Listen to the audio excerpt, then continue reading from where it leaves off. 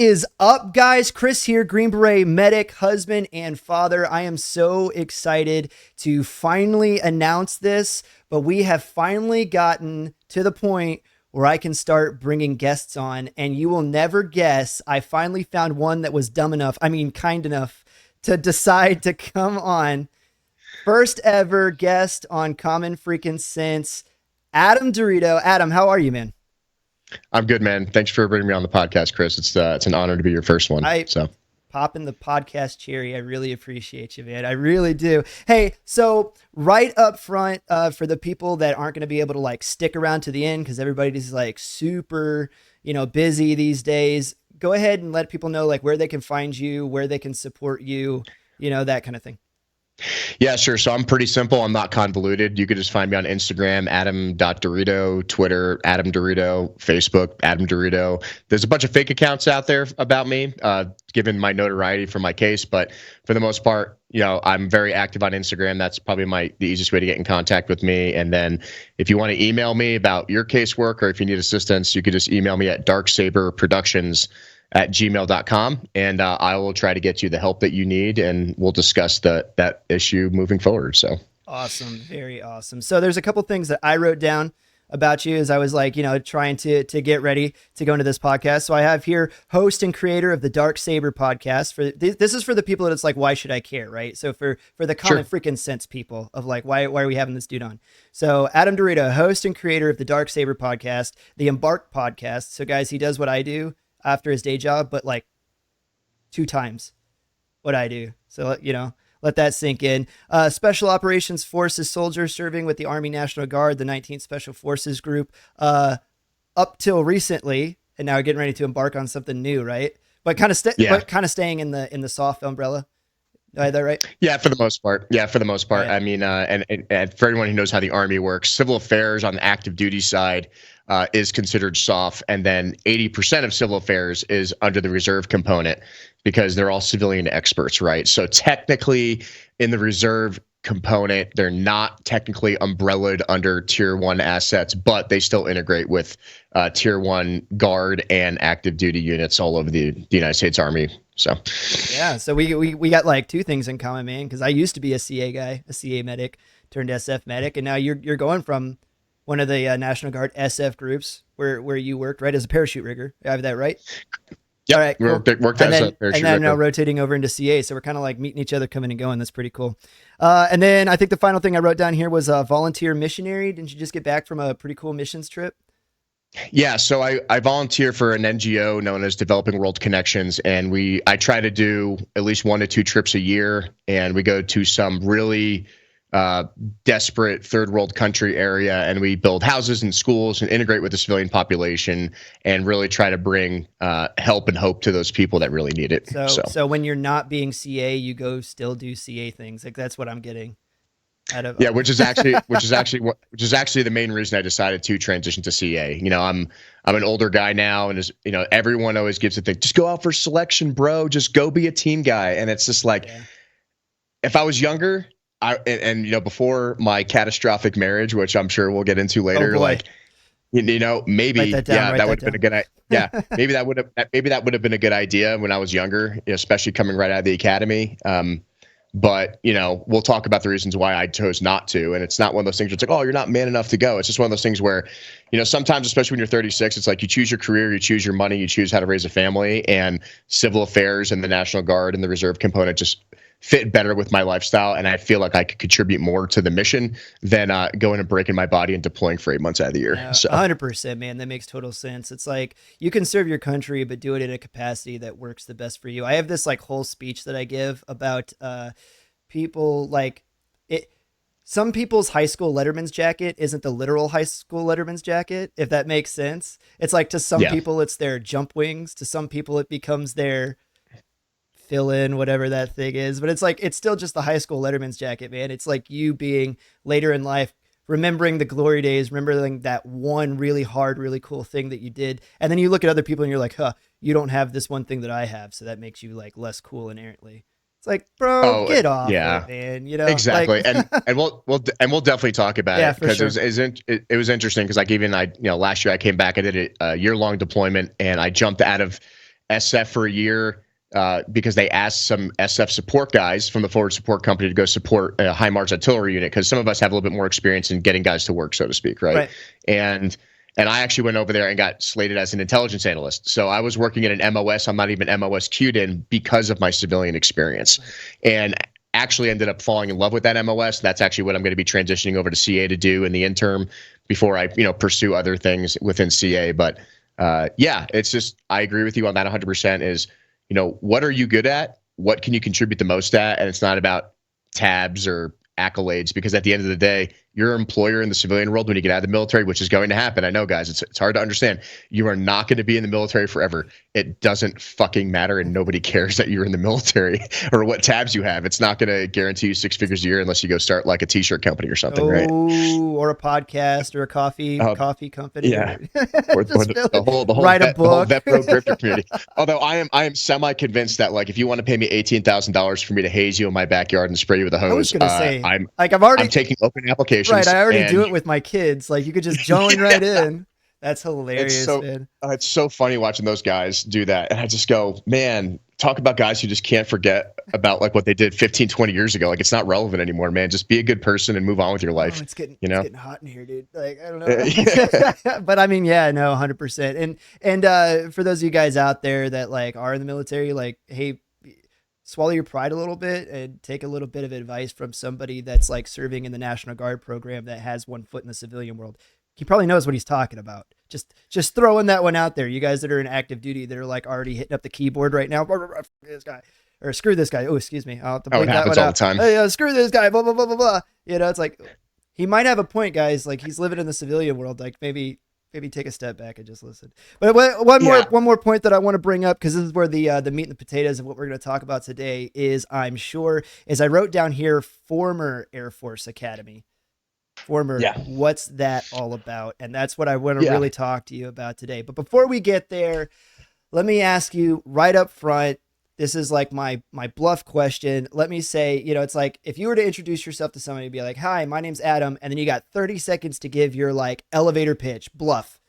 Bottom line up front, right? Like, how do you introduce yourself to people? What's the most important thing that you want people to know about you?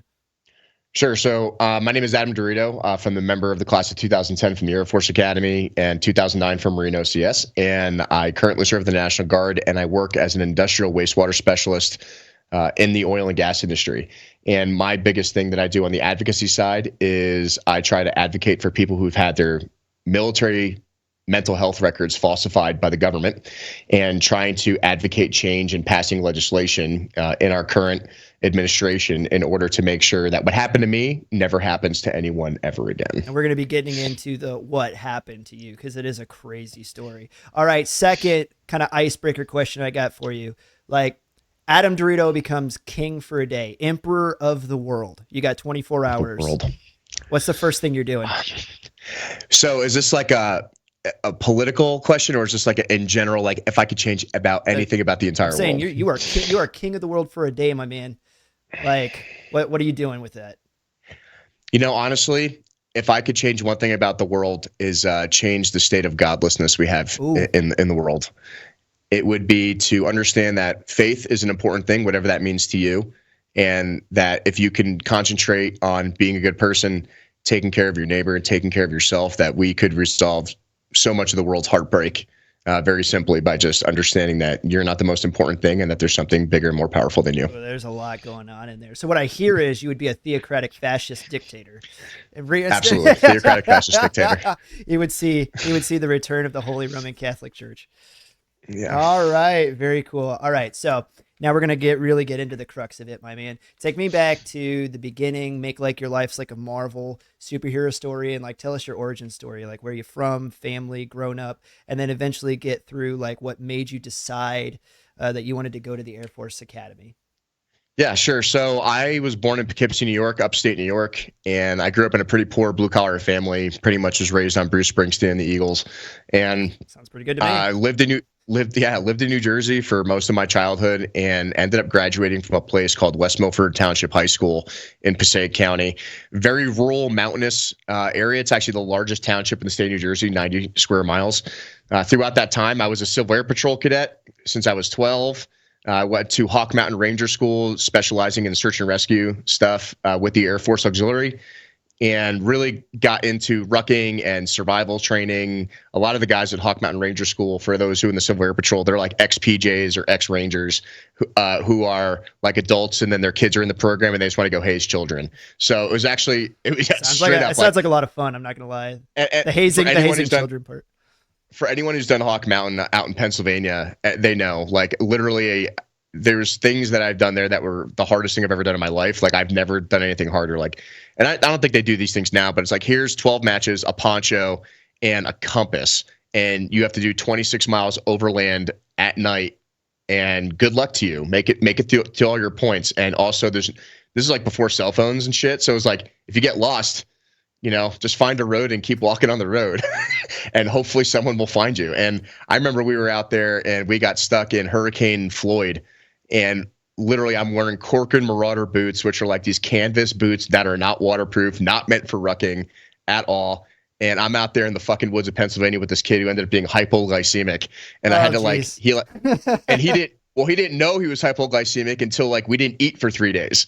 And then all of a sudden the kid just drops, and I had to carry him like a mile, like over the course of like trying to like carry his ass through the mud of Pennsylvania, and eventually got him to a road where one of the guys that was our instructors at the time, he was a paramedic in like the state of Pennsylvania. He's like, all right, we're good, man, but you still got to complete the course. So you're not quitting, right? And I'm like, what, 14? And I'm like, no, guess not. I had like severe trench foot. I'm dehydrated.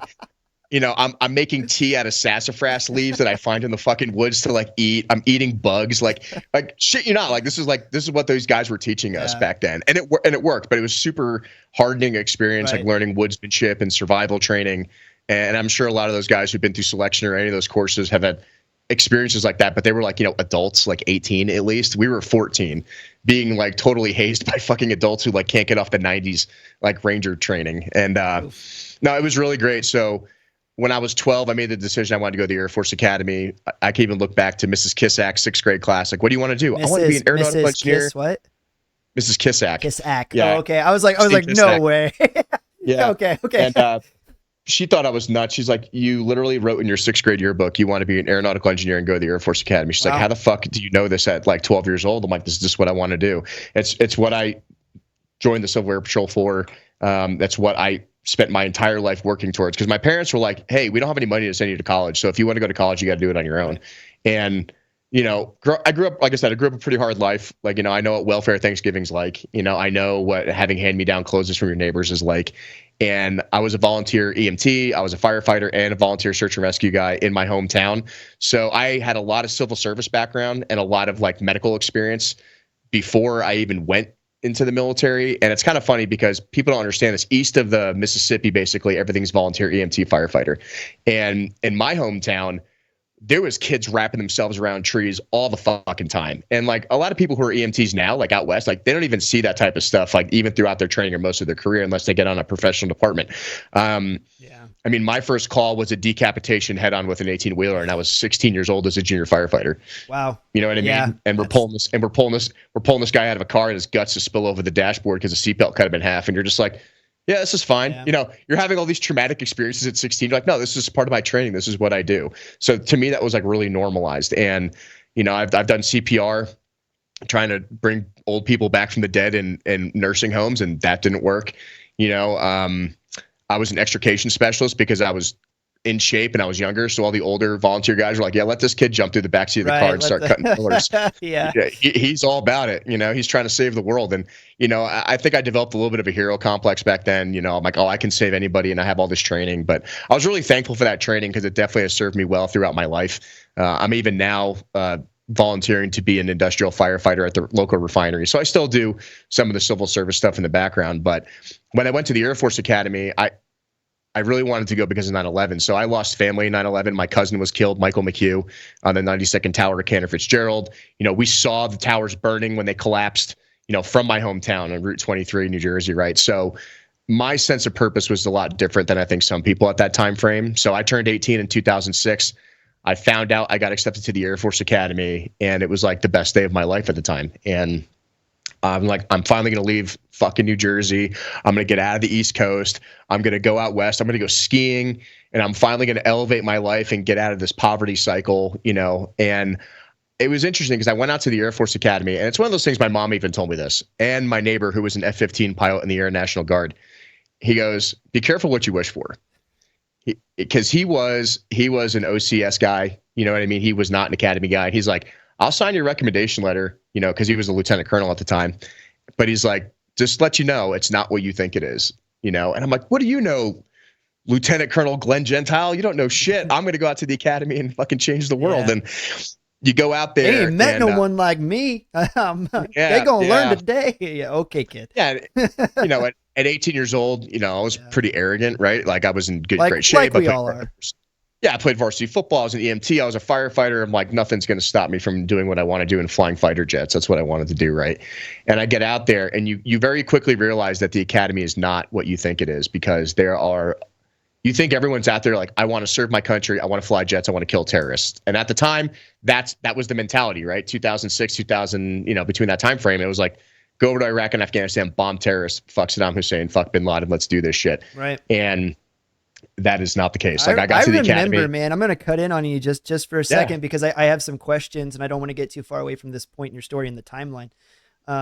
But so can you walk guys through? First of all, I would ask this, being what your experience is, and I kind of know where this story is going, so it's a little bit unfair, but being what your experience was, say that you have like a young high school kid out there that is also expressing interest in going to one of the military academies. Like, what would you tell that kid? So I've had to think about this for a while, because I do think that the academies serve a purpose, but I think that there should be way different requirements for getting people into the academies now than I did back then. Mm-hmm. Like, just because you have good grades and you play sports or you were a Boy Scout doesn't mean you should go to the academies. Mm-hmm. I think, and that if you really want to go to an academy, what is the reason why you want to go? That would be my first question. And if it's not, I'm willing to lay down my life and do everything for the men and women that serve underneath me in order to do the right thing, then you don't deserve to go to an academy. You should not be going to an academy. It's a real servant leadership. Servant leadership, 100%. Mantra that you're espousing. And I really appreciate hearing that from you, because you don't really hear that a lot from that. You'll hear officer class people pay like lip service to it, but that is not as prevalent in the armed forces as I wish it would be.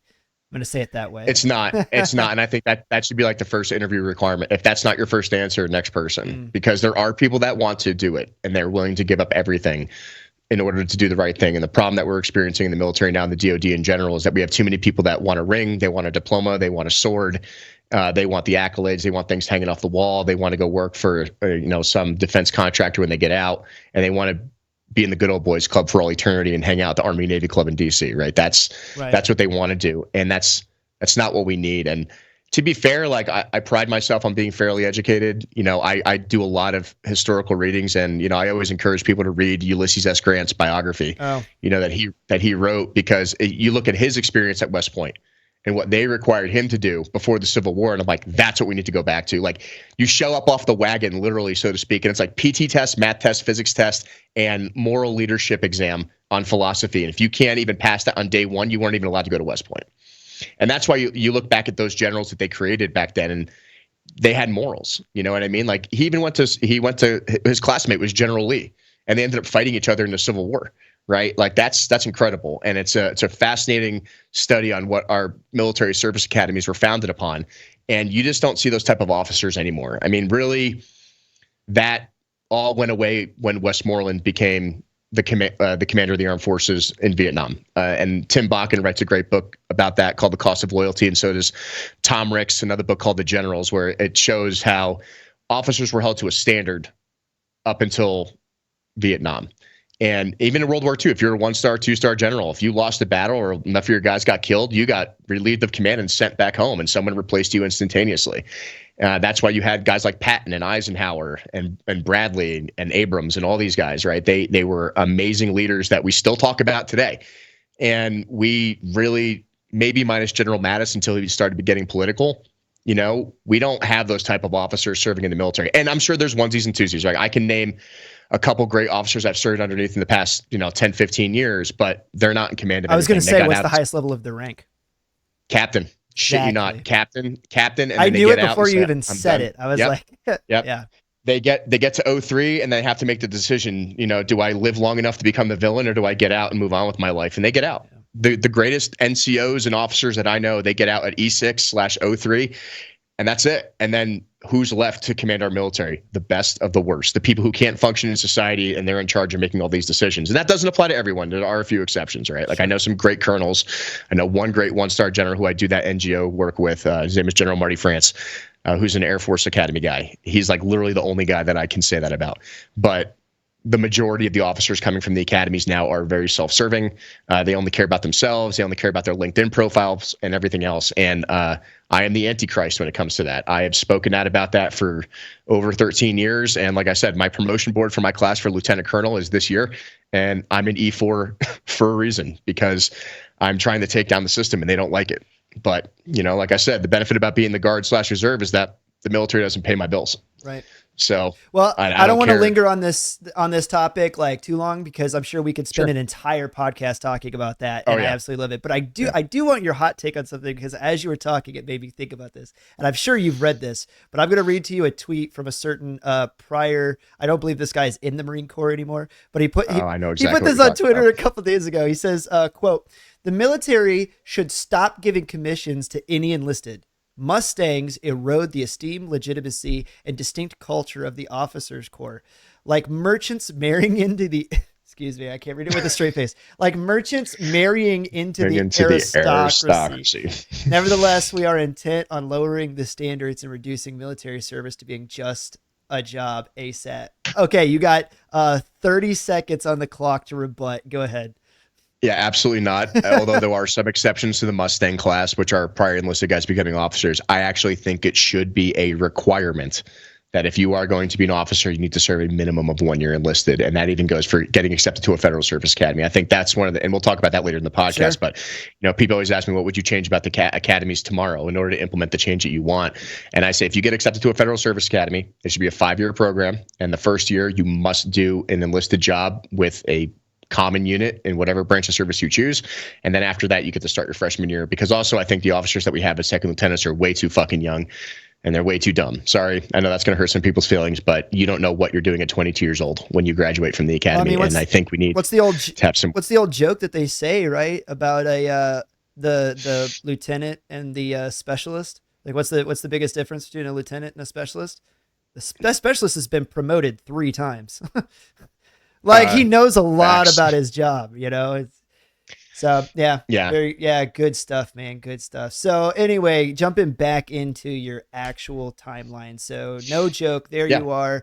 Can you tell us a little bit about what the day-to-day life in the academy was like as you were going through it? So because I had a little bit more difficult experiences before I even went to the academy, some people go to the academy, they think that their freshman year is the hardest thing they've ever done in their life because it's the haze fest. You can't wear your backpack on your shoulders. You got to carry all your shit, which is a great way of tearing your rotator cuffs over time, as I learned. You have to run the strips, which are these marble white strips on the terrazzo. You can't walk normally. You can only run when you're outside in like right angles. It's really dumb. It's just traditional stuff, right? You have to yell the morning minutes every morning, which is like, what's the menus of the day, and memorize all this useless information. And their rationale is, well, you have to memorize pilot checklists when you're flying, so this is great training for that. I disagree. I think it's dumb. But you get through it, attention to detail, which is the catch-all. Yeah. Like, why do we do this? Attention to detail. Okay, yeah, like I don't need to know how many bombs an F-16 carries, right? Like it's, it's whatever, right? But there are certain traditional things at the academies, and since my experiences with Air Force, you go through the motions to do these things. And if I should have gotten kicked out any year at the academy, 100% should have been my freshman year. And it was actually the most fun I've ever had. Like we broke into the underground secret Cold War tunnels, that are underneath the academy. We were, not supposed to do that. Now you do that, you get kicked out. Totally should have gotten kicked out for that. Water balloon fights on the terrazzo, point blank range, knocking people unconscious with Capri Suns. You would jack from the dining DFAC. You know what I mean? Like running around, chugging chocolate syrup and hot sauce, during Army Navy week, and then breaking through a table like some WWF scene. It sounds like normal BS college kid stuff, but for it is. But for kids that are like autistic. Because Yes, yeah, I would agree. Yeah, 100%. because Like I you aren't remember, allowed to go off, off compound or whatever and get your normal no, like immature kid stuff out. So you guys are resorting to chugging chocolate syrup and hot sauce. It totally makes sense. yeah, I remember we started a food fight one time in Mitchell Hall, and like the commandant was like, "We're gonna kick all of you out." I'm like, well, you can't kick all of us out. So if we all participate in this food fight, you're just gonna restrict us for like 2 months, which they did. We can But be that was awesome. retarded longer than you can be disciplined. Yeah, yeah, Daggone pretty it. much. Um, They're right. but after my freshman year, I made the decision like maybe this isn't for me because the people that I went to the Air Force Academy with were mostly, their parents were grads. They weren't there for the right reasons. They only wanted to be there to play sports. Like, let's put it this way. I didn't make many friends at the Air Force Academy. Like, I just had a different mentality than they did. And they weren't really about service. They were more about like broing out and hanging out. And it's a big frat club. And that's just not what I was interested in. But, I talked to my mom about it and she's like, don't quit. Quitting's not for you. You've never really quit anything in your life. So, just stick through it. So that's when I actually started discovering two different programs at the Air Force Academy. So this is a gentleman's rule that people don't understand about the academies, but when you go to a Federal Service Academy, no matter which one it is, you actually can commission into any branch of service that you want. You don't, it's a gentleman's agreement that if you go to Air Force, you stay Air Force / Space Force. You go to Army, you stay Army. You go to Navy, you go Marine or Navy. So I found the liaison officers for the Army and for the Marine Corps. And I started trying out, we call them screeners. And for anyone who's done any type of selection program, you have these screeners, right? So I tried out for Army programs. Army programs, if you graduated from there, you were guaranteed a slot in either Air Assault School or Airborne as a cadet, which is pretty cool. So you actually get to go to a real military. I'm rolling my eyes because I have a personal story about how hard it was for me to get to airborne school. And like, you guys are, they pretty much, they just give it to us for, Yeah, well, they do. But when you're at the Air Force Academy, like that's not a thing. Like you don't go to Army Airborne School, you don't go to Army Air Assault. So it's like it's a really cool opportunity as an Air Force person to go to those. I know, and that's why I'm saying I'm even more upset about it because we're giving it away to cadets at the Air Force Academy. Screw you guys, man. That's not cool. And to be fair, they only offered us 10 slots a year, so it was competitive, right? 10. So okay, but go on. So I think like 150 people try out for Army programs, and by the time the screeners are over, there's like 20 to 30 left, and it's just haze fest. Like it's like here's a 60-pound rucksack, here's the West Point kids, because we have like some exchange guys, so the Army guys are just beating the shit out of you, and then you have one Army liaison officer at the Air Force Academy. He's out there hazing the shit out of you, spraying you with a hose, making you, put sand down your pants and low crawl up the fucking mountains around the academy, and But I was sadistic. I do that to you guys too, man. If I got one of those slots. Oh yeah, absolutely. Like just doing dumb shit with rucksacks, right? It's, but for Air Force people, they don't have rucksacks. Like it's not a thing. Right. We don't walk around with weapons and rucksacks. But that every other branch of service does, except the Air Force, unless you go into special operations in the Air Force. So, but I was really sick, so I decided to do two different screeners at the same time, and I also volunteered for Marine Bulldog. So Marine Bulldog is run by the Marine guys at the academy. And it's if you want to go to Marine OCS and cross commission. So Army programs is a good way to screen if you want to go into the Army. And then also Marine Bulldog is if you want to specifically go to Marine OCS. And Marine OCS screeners were way harder and way more sadistic than Army programs were because they only offer 5 slots a year for Marine OCS. So I would literally finish like my Marine Bulldog screener and then like go to an Army program screener. And like, they're like, what the fuck is wrong with you? Like, you just rucked like 12 miles. I'm like, yeah, but I don't want to quit. And I got to do both these at the same time. And I just like would walk across the tennis court and show up and report into the other screeners cadre. And they'd be like, what the fuck is wrong with you? And I'm just like, I got to get this shit done this year because I just want to do it. So I ended up graduating both programs, and I opted to go to Marine Officer Candidate School instead of any Army program. And then I became cadre for Army programs and Marine Bulldog my year. So I ended up being an instructor as a cadet because I went and passed those screeners. So that was kind of my niche group to hang out with at the academy. A bunch of guys wearing black fleeces and BDUs and just hazing kids in the middle of the night at 2:00 in the morning on a Saturday. That was kind of my forte. I loved it. I love those guys. The Sandhurst guys, they're a great group of dudes. And that's where I met Matthew Rowland too, who was actually one of my classmates who got killed in Afghanistan in 2015. We'll talk about that later. But yeah, it was really cool, like trying to work with the Air Force Special Operations guys. And I tried that, but then I realized that I really didn't like getting drowned in a pool. Getting held underwater until you pass out was not my thing. So I ended up quitting. That's like the one thing I quit at the academy. You and me both, brother. I'm not a big water guy. I love water. Like I swam all my life, but man, it's just water confidence is a whole different thing. The water breaks people really fast. You don't realize, because like you just said, you could be that guy. I had a very similar experience where I was like, I've grown up in a pretty strong swimmer all my life. I had that classic story where my grandpa picked me up at like 3 years old and threw me in the pool. It was just like, hey, he'll figure it out, and I did. Yeah. I'm still here. So I always thought that I was pretty confident in the water till I did Army water stuff. And then I was like, nah, I'm not good. And so depending on who's asking me, this is really going to bite me in the butt, I know, because somebody's going to see this and then the jig's going to be up. But depending on who's asking me depends on how much I can swim when I talk to them or not. Yeah. And it's like, I grew up in a lake community. I grew up on a swim team. I thought I knew how to swim, and I trained a lot before I started that screener. And then, I quit. And then I told myself I did quit, and it really pissed me off because I don't like quitting. And I told myself I'm never going to quit anything ever again after that. I made the determination, and I still haven't to this day. So, I'm like, I'm not going to quit Marine OCS. I'm not going to quit the Army screeners, even though I didn't make it through the Air Force stuff. So my commander during this time, like he was an Army guy before the next guy we'll talk about. And he was Army guy, quadruple combat veteran. He was there like in 2003 when the shit was going on. And he ended up being selected to go to the Air Force Academy as the Army representative. And everyone hated this guy. His name was Major Hubank. He's got his CIB. He's got this whole 9 yards. And he shows up with all these tabs and things on his uniform. And as an Air Force guy, you have no idea what the fuck any of that means in like 2006, 2007, right? You just see this guy with a super hua, high and tight. I was gonna ask you about the haircut. He was the most hua man I've ever met in my life, and this guy just crushed people all the time because he like had a passion to like make Air Force Academy cadets like actual officers, and everyone hated him. And I remember one weekend he's like, "DeRito, you're not fucking going anywhere. You're restricted because whatever dumb cadets that was going on that week." And I'm like, and I had plane tickets to go see my sister down in like Arizona that weekend. No. And I was like, fuck off, like, fuck this guy. And he's like, oh, you really want to leave? Like, you really want to leave the academy? He's like, great. I'm picking you up at 1700 in my truck and you're coming to my house for dinner. And I'm like, what? Uh-oh.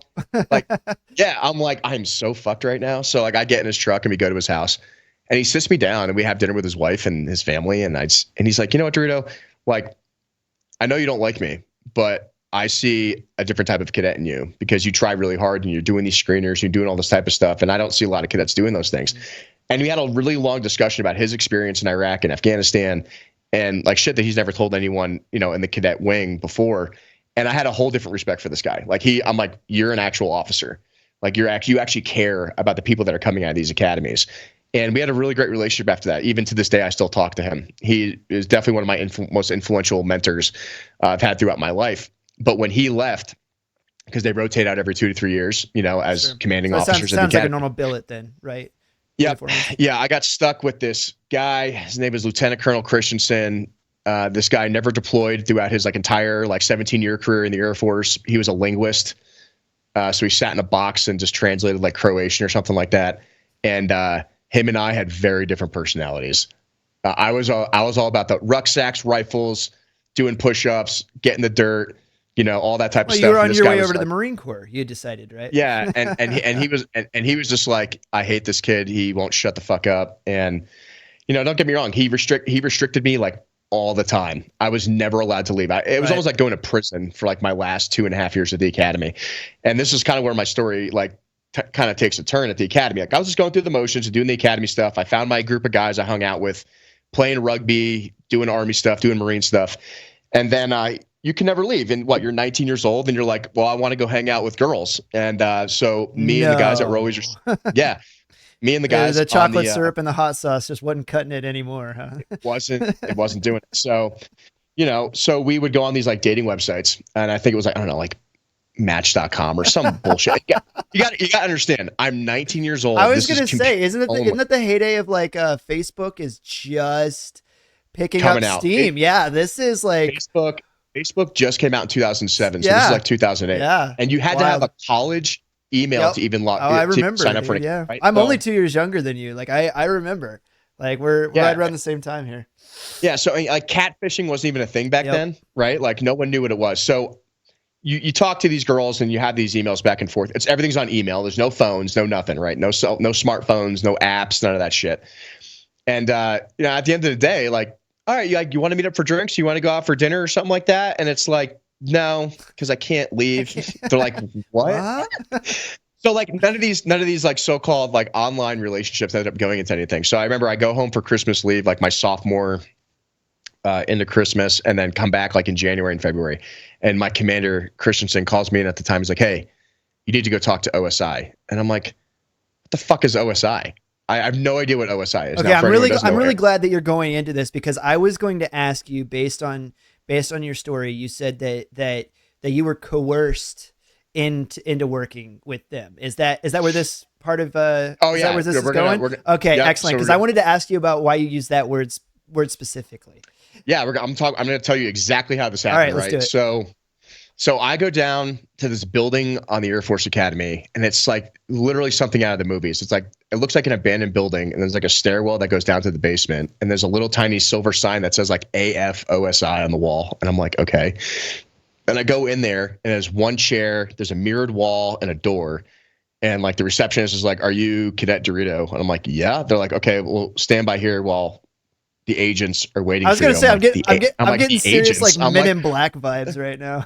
Oh, totally. I mean, that's how Air Force OSI thinks they are. They're like the FBI of the Air Force. Well, what's really funny is I entered the military with a clearance level that required somebody to come out and give me an in-person interview. Well, the only person that was close enough to where I lived in bum place nowhere, Wisconsin, was an Air Force OSI agent. So he shows up and he's looking at me like the same way that I'm looking at him, because he's like, the clearances that I usually talk to people about, he was like, I've done Congress people, and the level that we're talking about.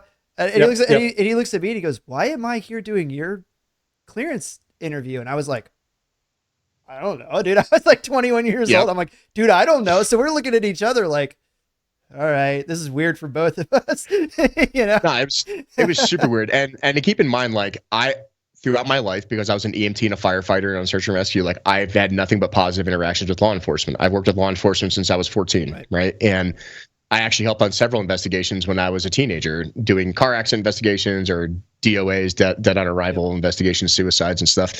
So I get in there and I'm like, okay, it's two cops wearing suits. I'm like, okay. And they bring me back to another room. And this is an interrogation room, and it's like 3 chairs with a metal desk, and I sit down. There's another mirrored wall, and they're like, "So you're Cadet DeRito?" I'm like, "Yeah." Like, we know a lot about you. I'm like, "Okay." They're like, "Oh yeah." They're like, "Yo, you're a firefighter, you're EMT. Like, you seem like a pretty good guy." I'm like, "Yeah, I guess." And they're like, "So you're trying to go to the Marine Corps, huh?" Is that? And I'm hold on. Is that who you were talking to on Match.com, dude? Well, you know what? To this day, I will never know the reason. And actually, we'll talk about that because I don't know. I bet you were getting catfished, my man.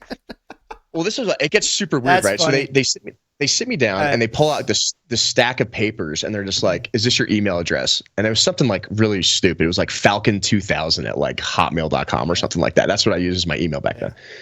And I'll be your daddy, like, 6969 at you. Yeah, right. Like, so these are the conversations you were having with this individual. I'm like, yep, that's what those say. And they were obviously salacious. I was 19 years old, right? Like, I'm picking up what you're putting down. I got it. You're talking to girls online, back in the early days. Yeah, got it. Yeah, when I was 19 and I couldn't even drink yet, right? And then they sit there and just go, well, did you know that this person was under the age of 18? And I'm like, absolutely not. I don't even know who this fucking person is. Uh-oh. And to be, I see. And to be fair, if you read up into the conversation, like this person also said that they were 19 and lived in Colorado Springs, right? So it is what it is. Like, got you. No, I wasn't I didn't know that. Like, well, this person, we found out that they're under the age of 18 and you were having these conversations, but you never knew. I'm like, no, I didn't. So this wasn't intentional. And this is also in that weird, like, time frame it's like Chris Hansen days. That's what I'm saying. When you're 19 and you're talking to a person who's, 17 and a half, almost 18.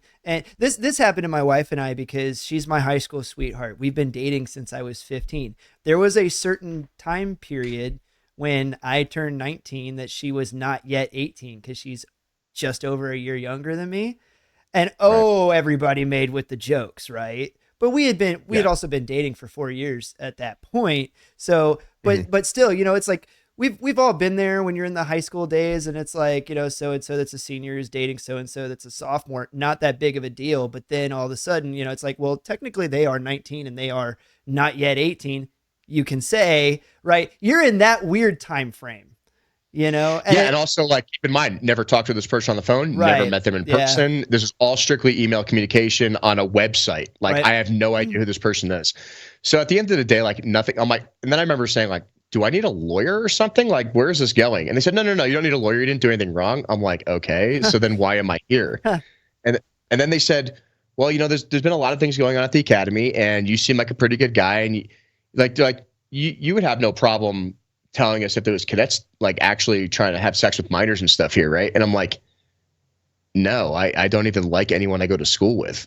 And if I look back at this now, and this is just me with hindsight, 2020, right? I was specifically selected because of my background, right? Like I was going into another branch of service. I didn't like people at the Air Force Academy. I was constantly at odds with my chain of command and Air Force Academy cadets because I didn't think they were upholding the standard high enough to even be in the military. So they were just like, oh, this guy would totally rat out all the Air Force Academy cadets because he doesn't even like the kids he goes to school with. I wasn't trying to protect the aristocracy, so to speak, at the academy at Right. all. I was a broke blue collar kid who doesn't even know that my daddy's not a 3-star general kind of thing, right? And these are things that you And can't prove. You're just saying, like, based on all of the anecdotal evidence, like, I truly believe correct. that I was specially And selected and well trained to. yeah, well, my Got you. my lawyers have said the same thing. They're like, you were picked for a reason, Right. right? That you had no problem going against your own class because you got to understand the cadets are a very protective class. It's like hear no evil, see no evil, speak no evil kind of thing at the academy. And there's a lot of bad shit that goes on at the academies, which we even see Well, recently I with saw like the way the pedophilia I stuff. saw the way the cadets banded together during my Ranger School class, and that those were Army cadets. So I can only imagine, what it's like inside of the academy. Yeah, Yeah, it makes total sense to me. You got your they you got your just eat cliques and your themselves. groups, and Yep. yeah. So they're like, well, how would you like, well, you're always restricted. You can't go anywhere. And they knew that about me from my commander. So they're like, well, how do you like to work for us? Like, if you hear anything that's going on at the cadet wing, like, just write it down, write an MFR, memorandum for record, and then hand it over to us weekly. So I'm like, this is awesome. Like, I get to like take down the scumbags in my own squadron and at the academy because there was a lot of them.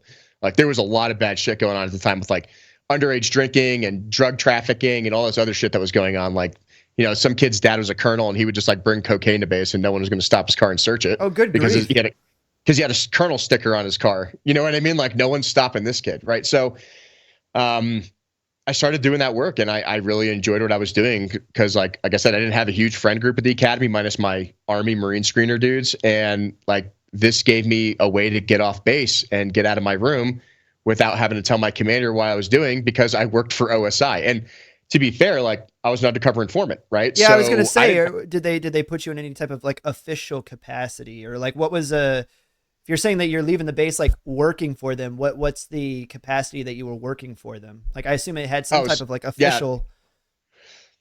So it I was don't want to more or use less the like word cover, but it would have some type of official cover.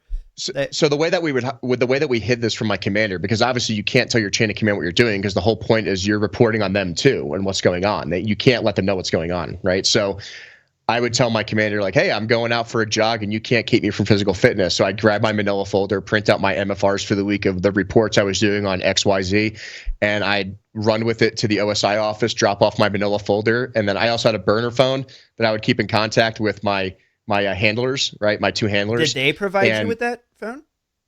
Oh yeah, yeah. Oh wow. So we picked it up at the base fucking what the BX. Yeah, the B. Right. Yeah. Oh, it was great. It was great. No, so I like, oh, my commander, I need to see your cell phone or whatever. I'm like, here you go. But I had this little shitty burner phone that I would text back and forth, to everyone else that I was involved with, and no one knew what I was doing, and it was great. So most of it was electronic, I would say. Like I wasn't physically, and this goes on to later informants because they learned their lesson in Operation Gridiron, which we'll talk about. But everything I was doing, I was screenshotting Facebook messages. I was like these kids were trying to go hang out with people off base that they weren't supposed to, or they were having sex with people that they weren't supposed to, like underclassmen, or meeting up with 16-year-old kids off base or weird shit like that, right? Like, oh, what are you doing this weekend? And oh, where are you going? Like, what parties are going on? And I give all this information to OSI, and then they would continue the investigation from there, right? So I would give them all the details they needed, and then they would proceed with the criminal prosecution and the actual like stakeouts or whatever the hell OSI was doing. To your knowledge, were you the only one that at the time I thought I was the only one? Later on, I found out that I was not the only one. Oh, there was other. Okay. Yeah, and I didn't find that out until 2014. Okay. Right when all this broke on the news, but it would make sense that if you're running multiple, let's call them confidential informants, because that's basically what you're describing to me, that you would want them to be segregated and not know. It makes and total sense. And OSI knew what they were doing. Like, you can't just take like an agent who looks 22. This isn't 22 Jump Street and like throw them into the cadet wing. Yeah, that's a great example, though. Yeah. Like, it's like there's greetings, so spot fellow out. cadets. Like what? Yeah, what? yeah, exactly. So they looked, in my opinion, OSI was looking for cadets that they know would work for them, and they could provide incentive to work for them and give them an out to do things. And I was definitely one of those guys. Like, I was not in the circle within the cadet wing, right? Like, I didn't even want to be there after 2 years. So I was a really great candidate for being an undercover informant. Other people they selected later on were kids who were also like always in trouble with their commander and just needed like an out, right? So of course they're going to work for OSI because they can like leave base. I was going to say, it sounds places. like pretty classic tactics. Yep, and it worked. It was very effective. Right. So we do all these investigations, and like I think I had like almost 30 kids under investigation by the time my junior year rolls around, and a lot of them were on the football team. A lot were on the football team. I was going to say, okay, so 30 fellow students. What type of demographics? No, I wasn't gonna. No, I wasn't. No, I wasn't. Say that, but no, yes. I wasn't. That would be funny though. No, that's not where I was going at all. I was gonna say like, what type of relation to high level like rank in the Air Force are we talking amongst those 30? Like, who are they connected to, right? Like, what does the network analysis look like on that? So some of them, I know some of them for a fact, like their dads were 06s. 06? Okay, right? Yeah. You know what I mean? Yeah. But a lot of them were recruited athletes. A lot of them. Interesting. Okay. Going to these parties, they would get drugs, they would drug women, women would get sexually assaulted. There was one woman who was almost left for dead because she went unconscious. And, like, I don't know what drugs they put in there, but like their breathing rate slowed down so much they like abandoned the fucking hotel room and left her there. And the only reason she lived was because a civilian woman who was there called an ambulance and got her stomach pumped and saved her. Wait a second, was this like somewhere around like Oh no, this is why you were there. Okay, I was thinking about a different story entirely. Never mind. Yeah, sorry. My timeline got all jacked up. This happened a lot at the academies, unfortunately, and unfortunately, a lot of the NCAA teams, especially the football team, they're protected, right? Because they're making the military academies money. I don't even understand why the military academies have NCAA. They shouldn't. They shouldn't. And we'll talk about changes that would make at the academies, but that's something. Yeah, my bad. All right, so continue. Yeah, so I didn't care. I wasn't on an NCAA team. I played club rugby. That was my group, right? Minus the screener guys. So I didn't care about the football team or the hockey team or the basketball team. Like, it didn't matter to me. A lot of these athletes were in my squadron or, associated squadrons, but I would always hear stories about parties that were going on. And then I would write all this information down, hand it over to OSI. OSI would continue their mission. Right. So then, and this is where things kind of get bad for me, was I finally got a weekend where I was able to leave. And I remember my alcove roommate, the guy who lives next door to me in the dorms, was like, hey man, like, we're going to go up and do the Fort Collins Marathon. And this is like my junior year, right before I'm getting ready to go to Marine OCS. Right. So you go to OCS the summer of your junior year going into your senior year or first year, as we say at the academy. Right. So then you would graduate, commission, and basically show up to the Marine Corps as a newly commissioned officer. Correct. Ready to go. Okay. Makes sense. Yeah, and we'll talk about how that process works. So it's a little weird with the academies, but so I'm like, I finally get to leave for a weekend. So I agree to go up to Fort Collins to go let my friends at the time, who I thought were my friends, run the marathon, and then I was going to drive them back the next day. So we're going to go to this college party, and this huge party at CSU, and I didn't know anybody there, but they knew some people up there, and I thought it was going to be a blast because you don't get to go to college parties at the academy. It's like not a thing. So I get my truck. We go up to this party. We show up to this house party, and it's like a scene out of American Pie. Like there's like kegs rolling down the street, and there's women everywhere. And I'm like, this is what real college is like. This is awesome. This is what you guys have been doing for 3 years. Yeah, like you had an extra pair of gloves this whole time. So this woman hands me this drink, and you gotta understand, like I'm Irish. I was a 225-pound rugby player at the time. I was 21 at this point. I know how much I can drink. And I drank this one drink around 11:45 p.m. and I don't remember anything until 7 a.m. the next morning. Sounds like you got roofied, my man. Because I didn't get a toxicology report done, because this is what time frame's 2008, right? Guys don't get sexually assaulted in college. It's not a thing, right? So I wake up at like 7 in the morning. I have the worst fucking headache I've ever had in my life, which there's hangover headaches, there's dehydrated headaches, and then there's whatever the fuck I had in this drink headache, right? And I know, like I didn't mean to steal your punchline. I was just like, no. I was like, oh boy, I could see it coming a mile away. I'm like, oh no. Nope. I was an EMT, so I knew something was wrong, right? And I looked down and I don't have any clothes on. My shit looked like it got hit with 60 grit sandpaper. Like there's a whole bunch of like things, like something happened. I don't know what's going on. Oh, no. My cell phone's fucking dead. I don't know where the keys are to my fucking truck. I don't even know where I am.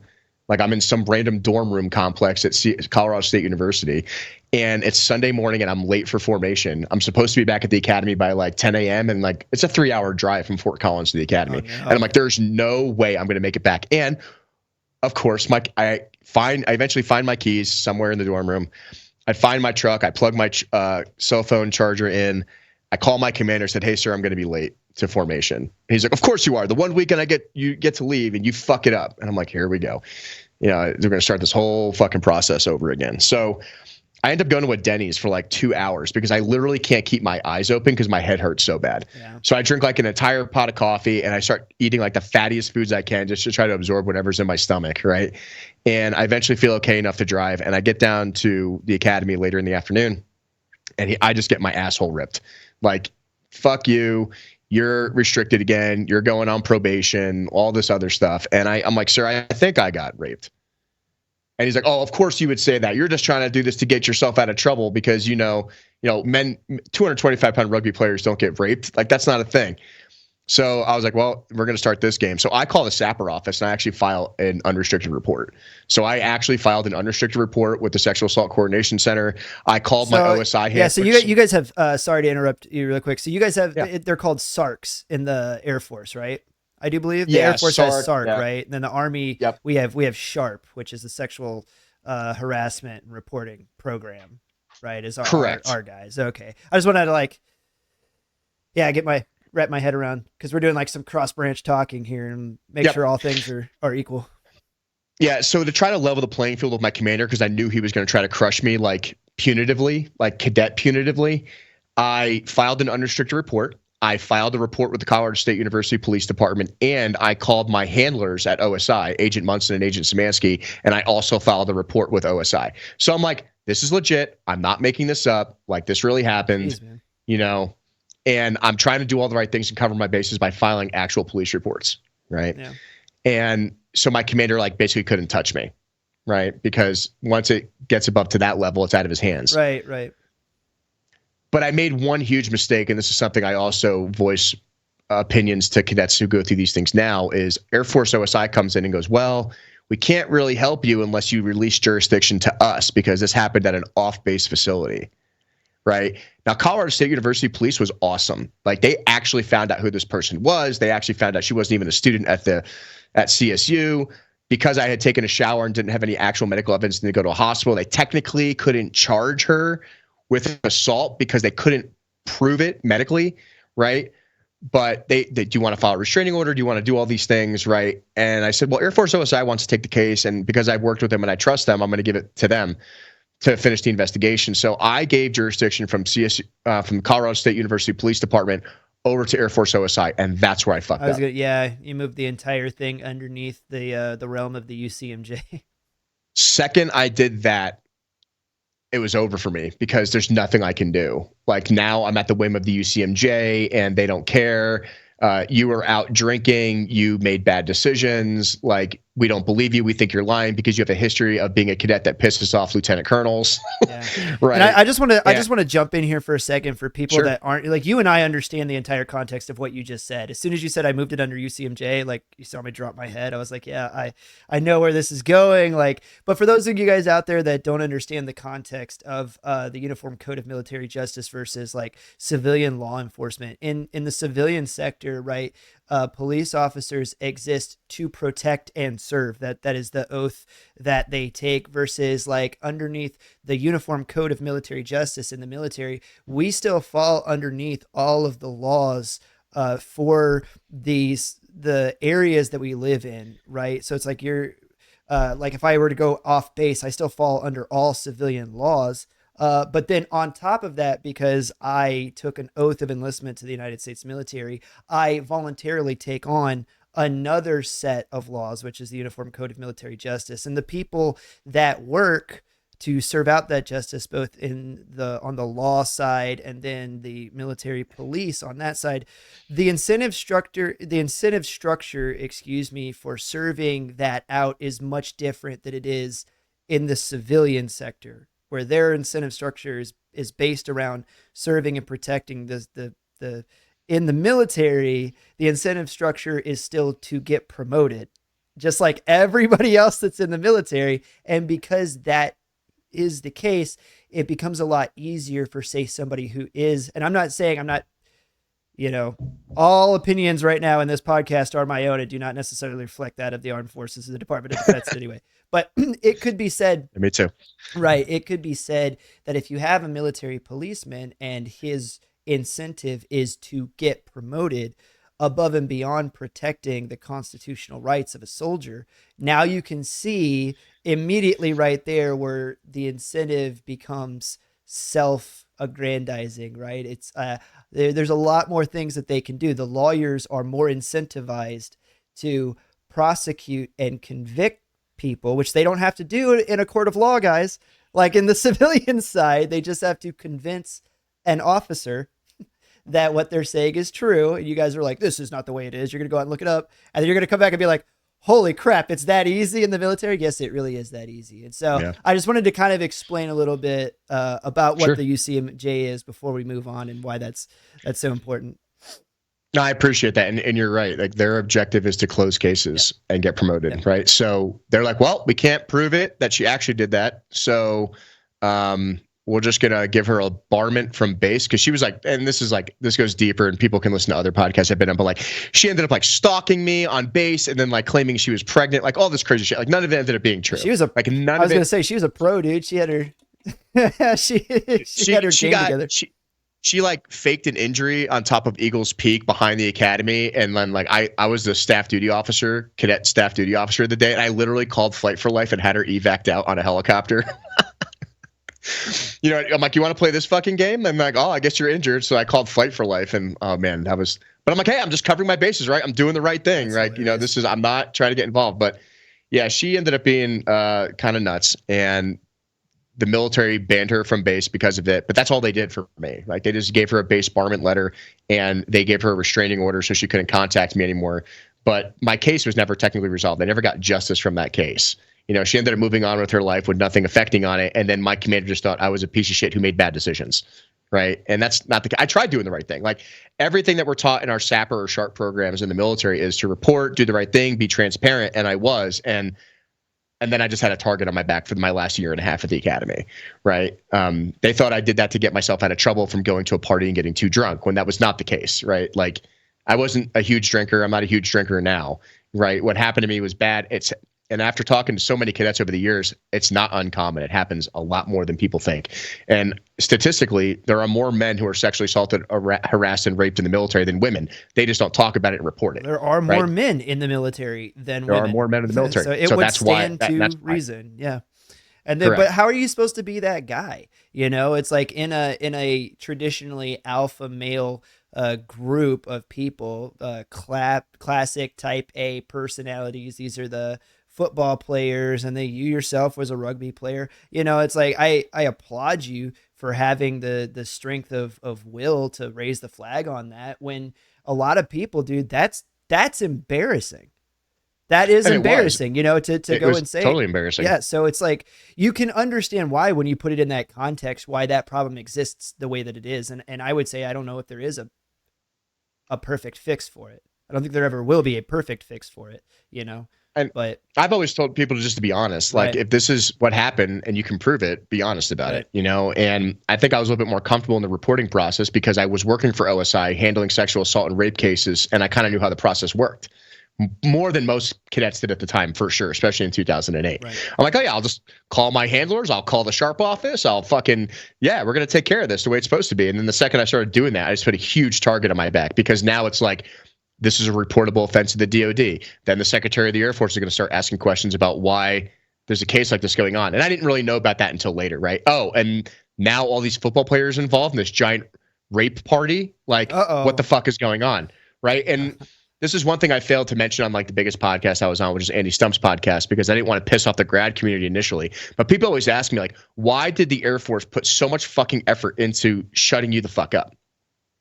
You know, like, you're just a nobody. And I am a nobody. I am not an important person in the academy context, even in the military in general. I'm just your regular Joe Blow cadet / E4. And it's because the football team at the Air Force Academy makes these generals millions of dollars. Millions of dollars. Troy Calhoun, who is the current Air Force Academy football coach, is the highest paid DoD employee, $850,000 a year for a mediocre Division I football team. Okay? Why? And it's because the academy makes all its money off of ticket sales and merchandise sales and going to bowls and everything else. And if they're not winning games and they're not doing these things, they can't rake in the money. How do they win games? Keeping those kids on the roster. How do they keep them on the roster? Not charging them with the crimes that they're guilty of, right? And that's one thing I want to be very transparent about, is that I don't care about protecting the academy and the football team now, is that Division I sports have ruined our federal service academies, and it's causing hundreds of sexual assault cases to go unresolved, and there's no justice for these women. I mean, on the Dark Saber podcast, I interview women who are crying and telling me how they were forcibly raped and had to have a tampon surgically removed from them from a NCAA athlete, and nothing happened to them, and they are commissioned officers in the Air Force today, right? Because football and Division I sports is more important than giving justice to these women who are labeled as crazy and then put on antidepressants, and then they lose their rated pilot slots because, no, you're on antidepressants, you can't fly. But you can go be like, you know, an admin officer and shut the fuck up for 5 years and get out, and now they're suicidal and have depression for the next 20 years. Because this is what I've been trying to fight with the Dark Saber project, is that this is real. This is actually what happens, and I apologize for the sun in my face. But I don't know. I kind of thought it was giving like a strange amount of like the spotlight was glowing on you as your point was intensifying. It was. It's God giving me the light right here. No, I was just repositioning my face as the sun passes my house. And I'm the only one speaking up about these things.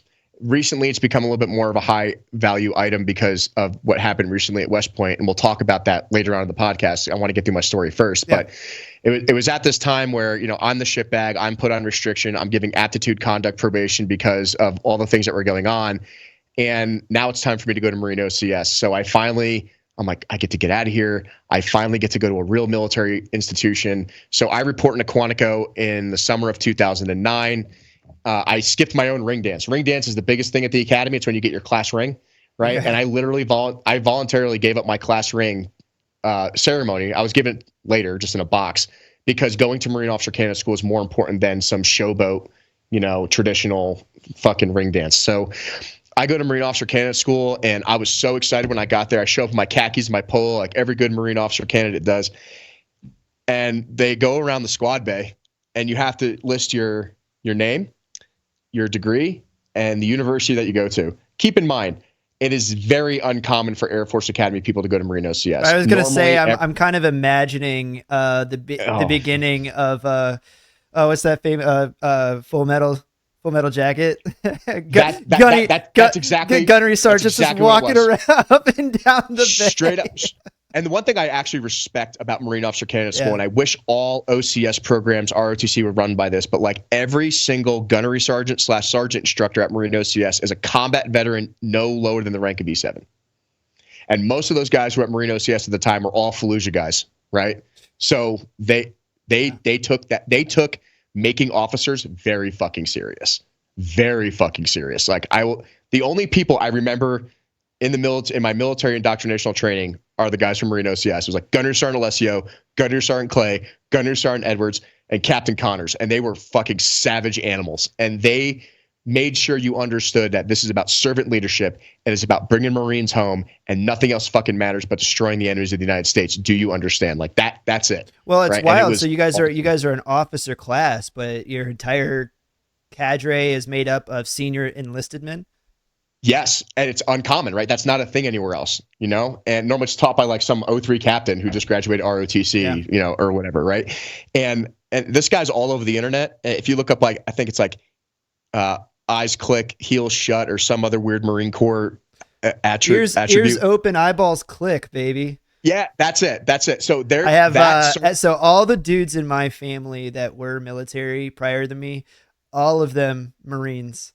My brother-in-law, he was a Marine.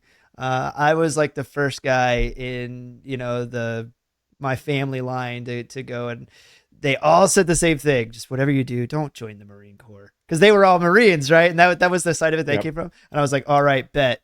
And it will be a Green Beret. There you go. But that video, but right? Yeah. Gunnery Sergeant Sandercock is the main drill sergeant from Paris Island in that video. He was a master guns at OCS when I was there. Wow. And he is the same psychopathic animal. Small world. In the videos. Oh, yeah. Gunnery Sergeant Sandercock ripped every color blue thread out of my fucking... Yeah, his name was Sandercock. Oh, man. This guy... and this is like the most memorable experiences of my military career. And God made a Marine. That's what happened there. God made Gunnery Sergeant Sandercock / Master Guns. But so this guy, he was the battalion command sergeant major equivalent. So he was the Master Guns at Marine OCS. Okay. Yep. And this guy had like 28-inch biceps and like would pop your head like a Ren and Stimpy cartoon. You know what I mean? Like, and I show up there and they're walking around the squad bay and I'm just like happy as a pig and shit because I think this is so awesome. Right. And I'm like smiling and shit because I'm just so happy to not be at the Air Force Academy. And they get to me and they're like, candidate DeRito, human factors engineering, USAFA. And they're like, what the fuck is USAFA? Yeah, I was like, what is that? And I'm like, and I'm trying to be a smartass because I thought I was funny. Sometimes I still think I'm funny and I'm not. And I'm like, the University of Sciences and Fine Arts Academy. And they're like, where's that? And I'm like, Colorado Springs. And then Gunnery Sergeant Clay, who's like this homeboy from like Georgia, spells it out because that's what Marines do and they don't understand something. They spell things out. He's like, USAF. Wait a minute. You're the fucking Air Force Academy guy. Oh, no. And I'm like, fuck. And he's like, oh, you think you're fucking funny, candidate? And he takes my fucking footlocker full of all my stuff and just throws it. I was like, you about to get tossed. Oh, tossed my shit. And like, I'm low crawling in the mud outside the squad bay for like in my fucking, because the Marine Corps still wore Ranger panties back then. Yeah. They switched it, but I'm low crawling. I'm like all fucking chafed the little up. green silkies. Yeah, they're great. Yeah. Oh, amazing. And I'm like, well, this is going to be a fun experience. And they immediately like, all right, cool, DeRito, you're in the Air Force. You're now the fire team leader. And I'm like, I don't even know what a fire team leader is. I know nothing about infantry tactics. I'm in the Air Force. And at the academy, like leadership is very passive, and it's one thing that needs to change, right? But I'm just like, all right, well, as long as everybody's cleaning their rifles and everyone's got their shit in order, I'm not going to bother you. That is not how leadership works in the Marine Corps or the Army. It's very interactive, and you must direct things, and you must be very intentional in what you say. So I failed as a squad leader. And they're like, you are going to review board. It's like week 3. So OCS at Quantico for Academy ROTC and prior enlisted, called Marine Bulldog, is 6 weeks. And like, you're getting kicked out. I'm like, fuck. So I have to go report into Colonel Mancini, who also was like the General Mattis of the day, like at Marine OCS. Oh, bald guy. I remember that name. Oh yeah, dude. This Colonel Mancini also like. The guy just says 4 words and you're just like, I'm sorry, Jesus. Like, I'm so sorry that I've sinned, you know, like, please repent. So I have to report into the battalion fucking office at OCS. and Brownfield, and it's literally lined up with everyone. Like every sergeant instructor is standing in the line on each side down this hallway. And I have to walk up to his desk, which is like this giant mahogany desk from like World War II. And there's like one fan that's on because the Marine Corps doesn't have air conditioning. So it's like this one fan just squeaking on the ceiling. And that's the only thing you can hear in the room. Right. And I go in there and I report in, and Colonel Mancini's like, DeRito, tell me why you want to be a Marine. And I actually didn't give the I want to serve my country answer. Like the first thing I thought about, so there was this kid in my hometown. His name was Brian Perello, and he was a Lance Corporal. He got killed in 2005, right before I joined the Air Force. And, they named a fire truck after him. He died in Fallujah. Like it was a big deal in our hometown. And I told that story, and he goes, all right, get the fuck out of my office. Doesn't even say a word. Like it was like, why do you want to be a Marine? Get the fuck out of my office. That was the only words that this 06 spoke. And I get back to the squad bay, and Gunner Sergeant Alessio comes up to me. He's like, DeRito, you're done. Pack your duffel bag, grab your shit, get in the van. I'm like, all right, I failed OCS. Like, that's it. Oh, boy. So I get in the van, and Gunner Sergeant Clay and Gunner Sergeant Alessio don't say a fucking word, and they drive me all the way to Ronald Reagan International Airport. Keep in mind, I'm like, 21 at the time? I have no idea what the fuck's going on. Right. I'm just doing exactly what I'm told. I don't have DTS. I don't have a ticket. Like, I have nothing. You haven't caught on? I was like, I see where this is going. This is awesome. This is a level of development that you don't typically see. Normal people hear stuff like this and they just think, oh, that's awful. How could they stress you out like that? Like that type of hazing is uncalled for. And it's like, you don't understand. There's a reason that we can look back in our lives and remember moments like this and be like, yo, that is a moment that changed me forever. Correct. And I will never forget that. But I don't want to take away from the impact of your story, but go ahead and continue. That's why I tell the story, because it's so important, right? And I get there and like I go to open the door to grab my duffel bag, and I just walk into the airport and find an airplane to go back to Colorado on. And they're just like, Gunner Sergeant Clay, that guy from Georgia, just cracks open his flip phone and goes, Roger that, sir. He turns around and goes, DeRito, Colonel Mancini is giving you another chance. And I'm just like, what? And he's like, don't say fucking word. Don't say fucking word right now. Like immediately both of them turn around and start knife handing me in the van. They're like, shut the fuck up, shut the fuck up, shut the fuck up. Right. And I'm like, I don't know whether to cry or laugh. I'm like, I don't know what's going on.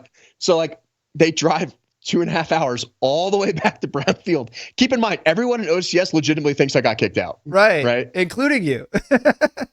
And I show up and I like, DeRito, unpack your shit, get back on your rack. And everyone's sitting there cleaning their rifles, because that's all Marines do is clean rifles, and they got nothing to do. And also, we had to mark our T-shirts every day, but we weren't allowed to use markers. We had to use black shoe polish. I don't know if that was ever a thing for you, but we had to use black shoe polish to stencil our name and our platoon every day. Though. So every day you had to re-stencil your shit because you had to wash your shit every day, right? So stupid. Anyway, so they're like, all right, DeRito, in order to prove yourself that you want to be a Marine officer, you are now the candidate company commander, which is the highest candidate billet at OCS. So now I'm in charge of like 450 OCS candidates, and I'm like in the deep end, dog. And I'm like, I don't even know what a fire team is. I am so fucked. I never figured out the fire team.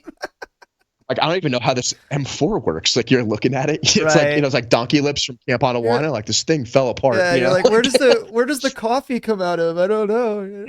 Yeah. So we have to go on a 6-mile ruck. We have like there's a series of rucks you have to pass, and it's a 3, a 6, a 9, and a 12 at OCS. And the 6 is probably the hardest because you're basically running the entire time. Yeah. Like there's no marching, and you're wearing a 60-pound ruck. Everyone's standardized, and it's in the middle of the night. We start going up this place at OCS called Da Nang, and it's like this. It's just a mud slop hill. It's like Hamburger Hill up there. You can't see shit in Quantico Woods. It's pitch black dark. It's 3 o'clock in the morning. It's like 100 degrees outside. You're sweating your ass off because it's like 100% humidity. And Gunner Sergeant Alessio, you can tell who the sergeant instructors were because they had a glow stick in their sleeve pockets. So you could always tell who the instructors were. And I just see like 6 glow sticks floating in the dark, like running towards me. And I'm like, oh shit. And they get to like, DeRito, are you a Blue Falcon? And I'm just like, what? And they're just like, I'm like, and I don't know. I'm trying to think this like through as quickly as I can. And I'm like, Air Force Academy, our mascot is a Blue Falcon. Oh no. So oh no. Yes. I'm like, all right, Gunner Sergeant, this candidate is a Blue Falcon. And they're like, and they're just like, what? You said it. You said it. Like, wait, what? So then you start seeing all the glow sticks on the entire formation start sprinting down Da Nang, chasing me in the woods of the dark. And you can see like all the other OCS candidates are trying to get away from me as fast as possible. This one kid, I'll never forget, this one kid named David, you hear him scream and he falls because there's like a cliff on the edge of that fucking trail. Yeah. He falls off the fucking cliff and like broke his ankle or some shit. No. And Gunner Sergeant Luciano's like, don't worry about him. Did you just say you were Blue Falcon? like the fucking medics are coming up to find this kid who fell off the fucking trail. And I had like 20 glow sticks floating around my head, getting knife handed. And I don't know what's going on. I'm just like, your only response in that situation, you say, I Gunnery Sergeant. So I'm just screaming, I Gunnery Sergeant for like 20 minutes straight. And they're like, start fucking running. Right. And they had me commence satellites around the entire fucking battalion for that entire 6 march. And the entire time I had to say, this candidate is a Blue Falcon the entire time running. So like that 6 mile ruck was like probably 10 or something like that. And I was smoked. I didn't quit though. Right. I didn't quit. I was smoked. I had nothing left at the end of that. Then I had to carry the battalion colors in from that ruck. And Colonel Mancini is like standing there and he's looking at me like hands in the air going like, this kid is still running around saying I'm a Blue Falcon while running with the battalion colors, right? So, and I'll never forget that we get back to the squad bay and like everyone's smoked because everyone basically had to run extra because of me, right? Right. And they all look at me. They're just like, you're a fucking idiot. I was going to say, yeah, you're an idiot. First of all. Keep in mind, most of the guys that I was in OCS with were prior enlisted, right? Okay. So they're all like E6s, E7s. So this one guy comes up to me, his name is Gunner Sergeant Snyder, and he goes, all right, and he was actually a Paris Island DI before look, DeRito, I know you're dumb, and I know you're in the Air Force, but like kind of dumb.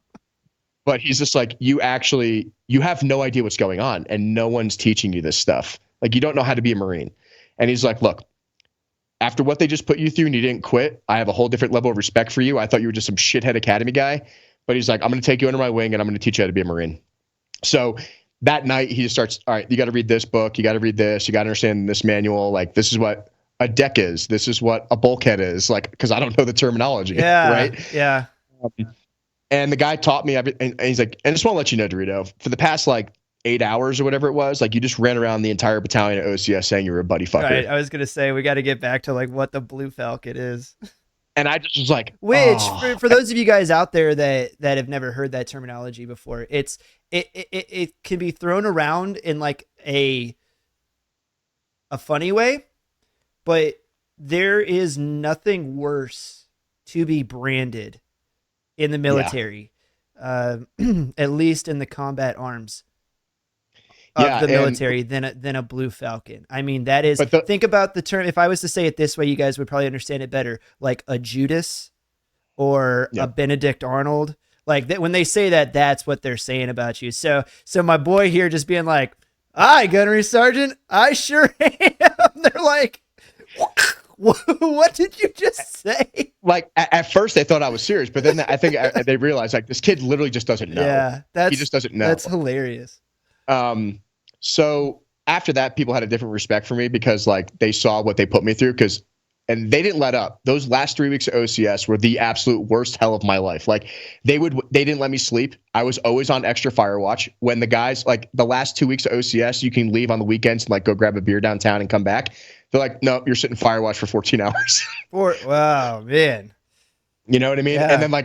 And then the officer that they would walk in and just make me slap my hand against the wall and make me drop. Like they were trying to get me to quit. And I wouldn't quit. And they were just like, man, this fucking kid, he's either dumb or really wants to be here, you know? And, it just goes back to like my experience with when I went through the AFSOC screening. Like I determined I was never going to quit anything ever again after that, no matter how hard it was. And I remember one time, like we had PT the next day and there's like a tropical storm came through and there's a foot of water on the PT field and there's lightning outside. In the Air Force, that's a no-go. And the Marine Corps is like, get outside and go find the ducks and start swimming with them. You know, you're sitting there doing flutter kicks in like a lake and you're like, this is retarded. And they don't care. And they're going a 3 mile run and then a 6 mile run. And I didn't quit. And they ended up giving me all the evaluations. Like you have to go do a squad. Like you do all these tactics at Marine OCS. So you're doing like ambushes and assaults and things like that. And then you have to memorize your Marine Corps knowledge, and you have to give your 5-paragraph orders and everything else. And I memorized how to do all that shit because of Gunnery Sergeant Schneider. And I never fucked up after that. Like, everything was on spot. I knew where my guys were when I was a candidate company commander. I knew where everyone, who was at sick call, who was late for PT, like, everything was on spot. And it gets to the end, and there's a parade deck, and everyone's doing their final drill and ceremonies competition, which is, the Marine Corps loves their drill and ceremonies. That's what they're all about, right? Oh, yeah, they are good at it, and they look sick doing it. I will give them that. And Gunner Sergeant Clay was so proud because our Gulf Company 4th Platoon, like, we won the drill competition. He was like, "All right, you guys can chill for 2 hours. That's your reward." Congratulations. Rehydrate. yeah. And then there's a final review with the battalion commander where you do your rifle presentation, right? You shoot your rifle up in the air, open up the star chamber, whatever. And it's Colonel Mancini and Master Gun Sandercock. And you have to stand at the position of attention with your rifle for like 4 fucking hours while they go through the entire OCS. Oh, they're doing it by the numbers, by man, huh? Yep. And then they literally tell you to your face, are you graduating OCS or not? Like, to your face. Because graduation's the next day, right? Oh, man, they get to me, and I'm like so proud. I'm like smoked. I'm in the best shape of my life. I'm like, this is it. Like, I'm finally gonna make it. And they get to me, and Colonel Mancini right faces me. I present my rifle. As I go to punch my rifle up in the air, the front sight post of my rifle hits his cover and shoots it off his head, catches a gust of wind, and just starts flying down the fucking open blacktop. And Master Gun Sandercock, you could just see, like, it's like a Ren and Stimpy cartoon. You can see the veins coming out of his neck. But he can't say anything because there's an 06 right there, right? Because Marine Corps respect their rank very much. Oh, yeah. And I see in the distance, there's one little tree on the side of the parade deck. And I see Gunner Sergeant Alessio and Gunner Sergeant Clay and Gunner Sergeant Luciano start screaming without saying anything vocally and punching this tree until their hands were bleeding, and just knife handing me going, "We're going to fucking kill you. I was gonna say, you're fucking dead." Oh no. And Colonel Mancini just looks at me and just goes, "DeRito, congratulations. You're going to be a Marine officer." And just like a badass, left faces and walks off. And Gunner Sergeant Sandercock goes, I don't know how you pulled this off, DeRito. Like, I don't know how you did it. I was going to say, that gives them exactly, looks at their watches, 12 more hours to destroy your life before they have to salute you.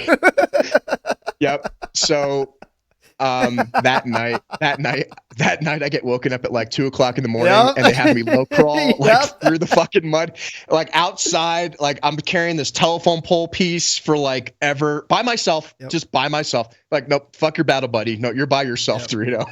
And they make me low crawl all the way to the other squad bay. Keep in mind, I only know the guys in my squad bay. I don't know anyone else in like at OCS, right? I get all the way to the end, and they're having me low crawl and do push-ups. Like, what is wrong with this? Candidates fucking go fasters, which are sneakers, running shoes in the Marine Corps. And I have no idea. They're like, they're supposed to be laced right over left, and they're laced left over right. And you have the colonels let you graduate, but if it was up to us, fuck you, you'd be out of here tomorrow. Yeah. And I was just like, all right, this is like their last jab at me, right? Oh yeah. And we get to graduation, best day of my life. Like, I still have pictures from it. Like, I was happier than a pig in shit. Sure. Like, I finally did something that the Air Force Academy had no control over, right? And I was the only one who didn't get pinned my second lieutenant bars because I still had to go back to the academy and finish my degree, right? So I still had to go back 2 semesters. I was the only one who didn't get his bars. And then out of nowhere, Gunner Sergeant Alessio runs up to me with my mom, and he goes, DeRito, like, in a completely different tone of voice, because now he's not Instructor Alessio anymore. And he hands me this letter, and he goes, DeRito, I just want to let you know I wrote your recommendation to commission, and there's no one else I'd rather serve in combat than underneath you. He's like, I don't know how you didn't quit. We threw everything we could possibly at you, and you're definitely the type of officer we need in the Marine Corps. He's like, good luck to you. If you need anything, please reach out to me in the future. And I was like totally taken back by that. And even to this day, I still stay in contact with retired now Gunner Sergeant Alessio. That's awesome. That's incredible. So, not going to lie, I had a huge chip on my shoulder. I go back to the academy. Well, you just said something. I want to shine hold a magnifying glass over that for just a second, because I had a similar experience with a young team leader of mine. He was a sergeant, right? 3 stripes, E5 back in the day. That him and I got into, let's just call it a small disagreement, but I disrespected him. I thought I was being funny. You know how the story goes. Thought I was being funny, disrespected him in front of the rest of the squad. not the right thing to do. And he, spent basically the rest of the day, what ended up being well over 3 hours, physically reminding me that that was not a wise choice to make. And we very quickly got into a battle of the wills, as it were, where about every 15 to 20 minutes, he would stop, my corrective action, I'm going to call it. And he would ask me, he would be like, you think that was still worth it? The joke that you made. And of course, I, not one to back down, was like, Roger Sargent, still worth it. And he goes, well, if it's still worth it, then keep paying the toll.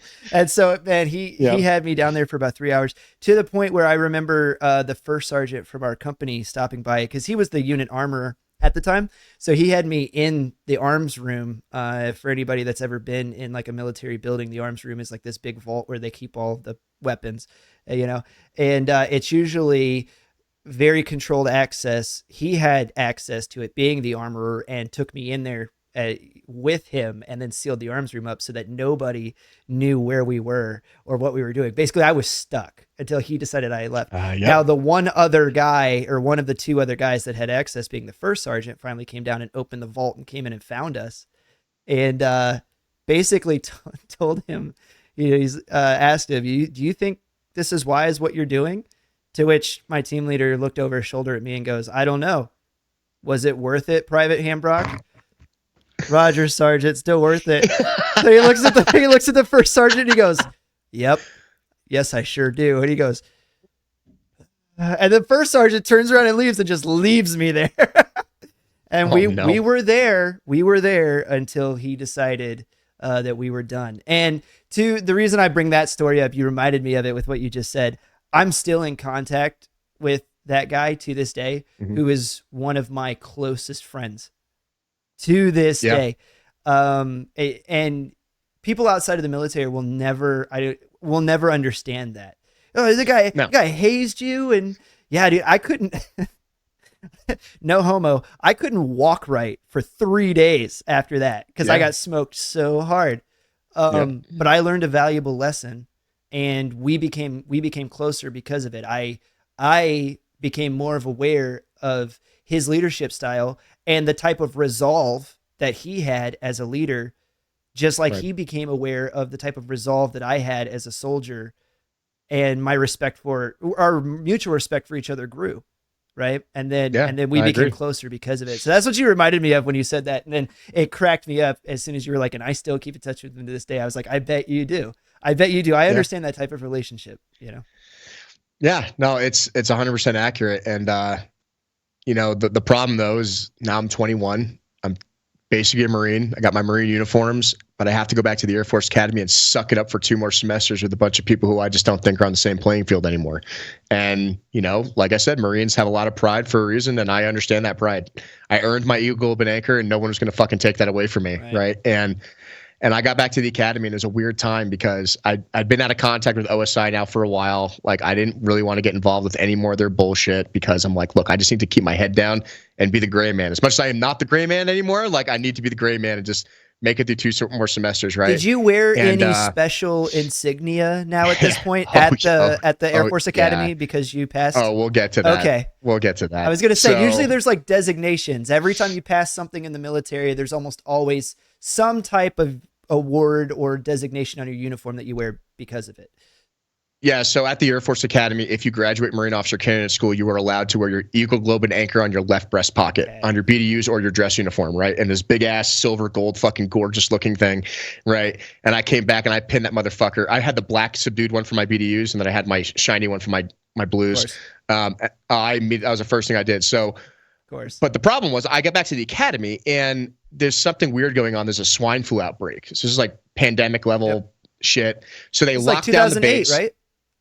2009. I was in college at this point. I remember this. I remember the swine flu outbreak that year. Yeah, that's wild. So all the cadets that were now in cadet basic training coming in the new in-processing class, right, were confined to base and couldn't go anywhere. And ironically, they don't consider Marine Officer Candidate School a leadership credit, and you have to do 1 credit every year to graduate, which is ridiculous. So I had to come back and still be basic training cadre for the Air Force Academy class of like 2015 or whatever, or 14, whatever it was, right? Okay. And I'm like, really? Like, yeah, but you can't go to the main base because everyone is quarantined for swine flu. So you have to go to the prep school, The prep school is on the other side of base, and it's where all the prior enlisted guys / recruited athletes go to for a year before they go to the Air Force Academy. Now, I'm a direct entry guy. I only went to the Air Force Academy for the 4-year program. So normally the only people they send over for cadre to the prep school are people who went to the prep school. So I was the only non-preppy being cadre to the prep school because of the swine flu thing. So I hated the prep school because, like, you want to talk about lack of fucking standards. Everyone's there just to play football, and they're all prior enlisted guys with 2 ribbon stacks. They don't give a fuck about how the Air Force Academy runs, right? And I especially the prior enlisted guys, like, I get that. That I understand. Right. They're like, oh, here we go again. Because they got to go through basic training 3 times, basically. Sir. Yeah. They've done actual Air Force basic training, then they got to do prep school basic training, and then they got to go Air Force Academy basic training. So they got to do, like me, basic training 3 times, right? So they're just playing the game. The prior enlisted guys are totally cool. They don't give a shit. But all the athletes, they're all shitbags because they think they're entitled. They don't have to do anything. They're just there to play football. They don't care about anything military. So I come back and I still had to go grab my Air Force uniforms because they were in my room, but I wasn't allowed to go back to my room immediately because of the quarantine. So I had to get, like, escorted by, like, medical staff to get my BDUs because we still wore BDUs back then. Oh, yeah. So I show up on base in my Marpats, in my full fucking Marpats. And keep in mind, I'm like 25 pounds lighter. I got a high and tight that makes a fucking mason jar look ridiculous. Just explain what Marpats is for the guys. Yeah, so that's just the Marine fatigues. That's a Marine combat uniform, right? And no one knew who I was. Did you have your sleeves up over your biceps? Oh, absolutely. Yeah, of course Of course you did. The veins are sticking out of my arms because I'm cutting off the circulation. Of course, that's what you do, right? Yeah, you got to. So I show up at the Air Force Academy, and, like, no one knows who I am from a distance because, like, I look so different. Right, I carried myself way different, and I see this guy in a flight suit walking around with rainbow, like, pit vipers, right? Which is, like, not to standard. Right. You're in a basic training environment, like, you cannot wear those in front of the basic training cadets or in uniform in general. Sure. So the Marine Corps side of me comes out, and I start knife handing this dude in a flight suit, going, "Hey, what the fuck are you doing right? Take that shit off right now!" Like, I start screaming and, like, on the terrazzo, like, trying to be the military professional that I thought I was reformulated to be. Right. And I see this guy go, "Oh, I'm so sorry, sir. I'll take those off." Like, because from a distance, they thought I was an officer. Right. Right. I get closer. It's a fucking full bird. And then they see my name and they're like, "DeRito, get in my fucking office right now." And I'm like, this is like the first 30 seconds back of the air, right? So I get pulled in. There's like, I understand that this was out of uniform standards and I'm wrong, but if you're wrong, you can never call out officers. That's not your job. Right. I'm going to tell your commander what you did and get your ass back to the prep school. Get in your Air Force uniform as fast. Take that Marine shit off right now. You know, you're not a Marine right now. And I'm like, yeah, fuck, I am. I am a Marine. Don't tell me I'm not. You know, I earned my EGA. Get fucked. Right. I'm not saying that was the right mentality. I got I'm you. just saying. I got you. I so-called earned my tab. Yeah, you drank the Kool-Aid like super hard while you were over there. And, you know, God bless the Marines for it. But I will say this. They are the absolute best, in my experience, of the 3 branches. When you talk about drinking the Kool-Aid, and I'm not even saying this as like a bad thing, like I'm dumping on them. They respect their culture and their uniforms. They have a culture and a tradition level that they are just like chef's kiss at a scientific level are able to instill in their leaders while they're young, both their young Marines going through boot camp and their young officers going through OCS like you did. And those guys come out the other side, man, and they eat, sleep, breathe, honor, courage, commitment. Like, and they can tell you everything about it. And I, God bless them for it, man. I've always said that I can't stand Marines, but I love the United States Marine Corps. Dude, I have nothing but the highest level of respect for those guys. I really do. Nope. I get it, man. And especially Super when I came back. Boys. I love you guys. Yeah. But when I came back, like, so my only thing I had to my name was I was a rugby player, I was a Army programs cadre, and now I'm a Marine Corps Bulldog instructor for the guys coming up behind me. So the class of 2011, I'm going to train them to go to OCS, right? Okay. Like, that's my job now. So I come back and I have to go be basic training cadre at the prep school. And like, I was a maniac over there. And I came to find out that colonel that I called out was also the commander of the prep school.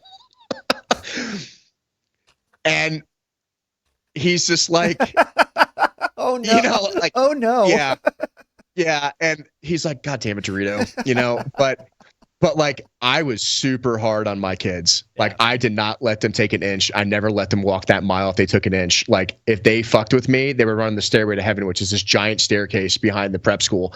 And they would just run stairs all day. I'm like, what, you think I'm going to have you march outside and learn Air Force drill and ceremony? You guys don't even march. You don't even know what marching is. I'll tell you what marching is, coming from the Marine Corps side of that, right? And I'm like, well, if you guys want to be fat and lazy, time to skinny up. So we would just run stairs for hours. And I did it with them. I wasn't one of those guys who just like stood there and made them do it. Like, I did everything with them. Yeah. I remember this one girl, she like tries to fake a seizure with me, and she like falls on the ground and starts like convulsing. And she says, I'm like, what's wrong? She's like, sir, I think I'm having a seizure. I'm like, yeah, just because you said she that. told you. Yeah. All right. And I'm like, solid. Yeah, you're going to have a seizure. I'm like, you're going to have a seizure out of that uniform right out of the fucking Air Force if you're going to keep doing that shit. You know what I mean? So, but looking back on it, would you think would you go back and do anything different from that time period? Do you think you were too hard? Do you agree with that leadership style, or do you think that that's appropriate in that setting? I'm interested. So in that exact setting where you need to be broken down and understand that you are not the most important person in the world and you need to learn to be part of the team, I would not change a thing, because that's the way we ran all our screeners. That's the way we ran Marine Bulldog. That's the way we ran Army programs. Like, the Marine Corps and the Army has a very different mentality towards leadership than the Air Force, and I was trying to instill a little bit of that mentality in the Air Force kids who were staying in the Air Force so that they would bring that to their guys in the future. Sure. Keep in mind, I was also very fair. Like, I didn't just haze kids to haze them. It was, no, we're going to get in shape. I'm doing it with you. And then we're going to sit down and talk about leadership. And I would sit down and talk to them about normal shit and be calm. You know what I mean? So they respected me for that. And even at the end of their basic training, they came up to me, like, all of them had amazing PT scores. They crushed the Air Force fitness test because I made them do more fitness stuff than anyone else. And they even asked me, like, hey, sir, like, if I have something going on, can I reach out to you, like, before I go to the academy next year? I'm like, yeah, absolutely. Like, I want to be that leader for them the way that I had leaders like that way for me. And then I get contacted by Air Force OSI when I go back to the academy in September. And they're like, hey, man, like, so where the fuck you been? We haven't heard from you in a while. And I'm like, yeah, no offense, guys. Like, I don't want any part of this anymore. Like, I don't want to be involved. And then this is where things changed. Mid-September 2009 rolls around, and I get a phone call from one of the girls at the prep school. And she goes, hey, sir, you gave me your phone number and said if anything happens to reach, because I actually told them about how I was sexually assaulted.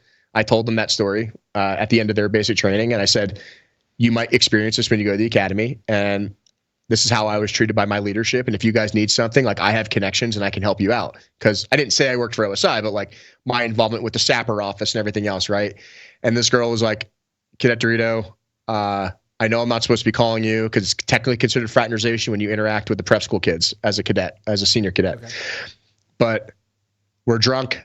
I'm at a hotel in Denver. I'm off base without authorization, and I think I got raped, and I don't know who to call. And I'm like, fuck.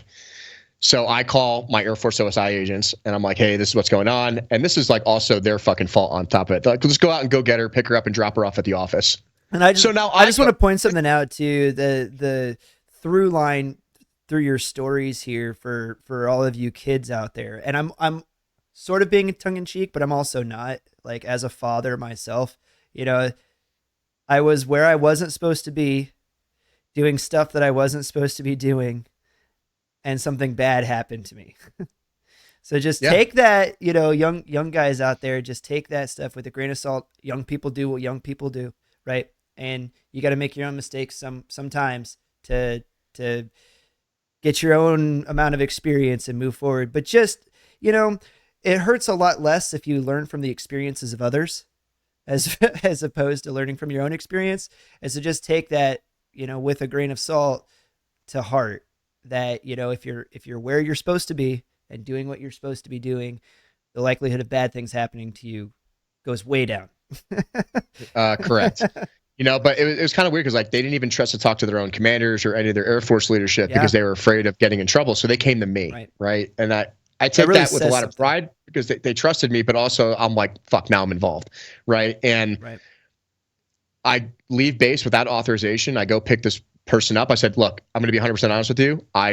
Don't tell me anything. I don't want to get roped into this. Like, I will get you back to the hospital. The OSI agents are waiting for you. You have a SAPR representative and a victim advocate waiting for you when we get back.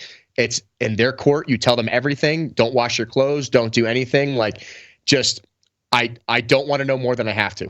Does that make sense? Oh, yeah. Like, so I pick her up, I drop her off, and she takes it as it is. Like and there's at like this, this giant. because at this point I'm already going to get called in as a witness. I'm already going to have to give a sworn statement just by virtue of going and picking her up. And yeah. So, and that's where the can of worms opened, because then my commander got involved. Then he found out I was interacting with the prep school kids, and then they're like, "Oh, that's fraternization, and you're not supposed to be doing." Oh, now we have something to fucking can you on. We got you for frat. Fuck you. Just for that one event. Yeah. Oh, okay. Because keep in mind, they've been trying to fuck me over the entire time at the academy, but like I never did anything enough where they could kick me out. Like, did I send funny memes and hurt people's feelings? Yes. My man. You know what I mean? Like that's what I got. I got like misuse of government network because like I sent out a meme on the distro. Like, you know what I mean? Like this dumb shit like that. And this is before memes or even like actual memes. Like this is like Velociraptor level memes back then, right? So old school shit. Yeah, dude. And so like I get called in February after Christmas leave about this whole investigation, and I'm under the influence that like OSI has my back because like they're doing the investigation, and that's where it kind of came out like, well, Cadet DeRito's been working for us for a while. We believe what he says, and my commander's like, what do you mean he's been working for a while? You know what I mean? Like then it goes like because they didn't know. How does DeRito have so much involvement in this? Why does he know so much? So they took it as like I've been fraternizing forever, when really I've been running all these investigations against these people for a long time. Never mind the most recent one at the prep school now since September with this whole rape incident, right? So then it starts getting into the open because there was an unrestricted report and somebody went to the hospital and all this whole thing. Right, because if I may, I'm just trying to piece together the timeline, sure. Right? So it's like back up, you had been doing all that the previous year, your junior year in the Air Force Academy, right? Then left for the summer, did your OCS, came back, went on Christmas leave in 2009, and then came back in January of 2010. So this whole time frame that we're talking about is inside of 9 months now at this point. So all of those active investigations that you had talked about earlier, the 30 individuals, like this is only 9 months down the road. They're all still in school around you and moving on with their careers and so on and so forth. So I just wanted to kind of mentally put myself back in the timeline here. So now it's like I gotta make it like 4 to 6 more months and get the fuck out of here, right? You know what I mean? And now it's like, oh, now there's another investigation. Now we're opening this up. Now things are coming to light. Now the rocks are getting unturned, and we make it to 100. You never could figure out the gray man thing, could you? No, I was not. That's my best friend Elliot Loper will tell you that. It's like, DeRito, you always call yourself the gray man. You're the worst fucking gray man. You're the fluorescent man. And God bless him because Marie, Elliot and Richard Meldrum. So Richard Meldrum is my best friend from the class of 2010, and Elliot Loper is my best friend from the class of 2011. They were underneath me as Marine Bulldog instructors, and they went to Marine OCS, and they became Marine infantry officers, as well, very cool. With their careers, right? So my best friends to this day, but even today is like, DeRito, God damn it, like, you just keep stirring the fucking pot everywhere you go, right? And he's like, you just never learned to just shut the fuck up and stay in your lane, do you? I'm like, nope. So we get to this point called Hundreds Night. Hundreds Night is 100 days out from graduation. And that's when you find out what your assignment's going to be, right? And no one knows. It's actually written down by the Secretary of the Air Force / the Secretary of Defense. It's sealed in an envelope, and it's like this big ceremony, like this big dinner. Not even your commander fucking knows. What's it going to be? Gryffindor. yeah, pretty much. It's pretty much like the hat selector or whatever, right? But so, I got a hint from the Marine liaison officer at the academy, called us into his house the night before Hundreds Night. And in the Marine Corps, it's very traditional. It's called black and tan. He pours each of us a black and tan beer. It's like Blue Moon with Guinness on the top with the spoon thing. And he stands there and he goes, gentlemen, I'm not supposed to tell you this. Every single one of you will be commissioning as Marine officers. DeRito, you're going to go fly jets. The rest of you morons are going to go be infantry because I want to be a naval aviator, right? So I chose an air for contract. The Marine Corps. So you're looking at what, the F-18? You got. I was actually hoping to be one of the first F-35 guys at the time. Yeah. So, that would have been so cool. I actually got some. During my time as a cadet, I got some backseat time in an F-16 doing training, and it was fucking awesome, right? So I was all about flying. That's all I wanted to do. I'm like, I got it. I made it. This is it. I have to make it 100 days. So I knew that I was going into the Marine Corps before Hundreds Night, even though we're not supposed to know. And my commander has to hand out all the envelopes at the big dinner. And he's like, you're staying in the Air Force. I wrote you all the fucking bad reviews. Fuck you. Like, you're done. This is Lieutenant Colonel Christensen, right? Oh, no. And like, and I knew, but I'm like, oh man. And to be total asshole, all of us, because we're jerk offs in the Marine Corps, we all shaved our heads and put on our marpats and showed up to the dinner in full Marine uniform.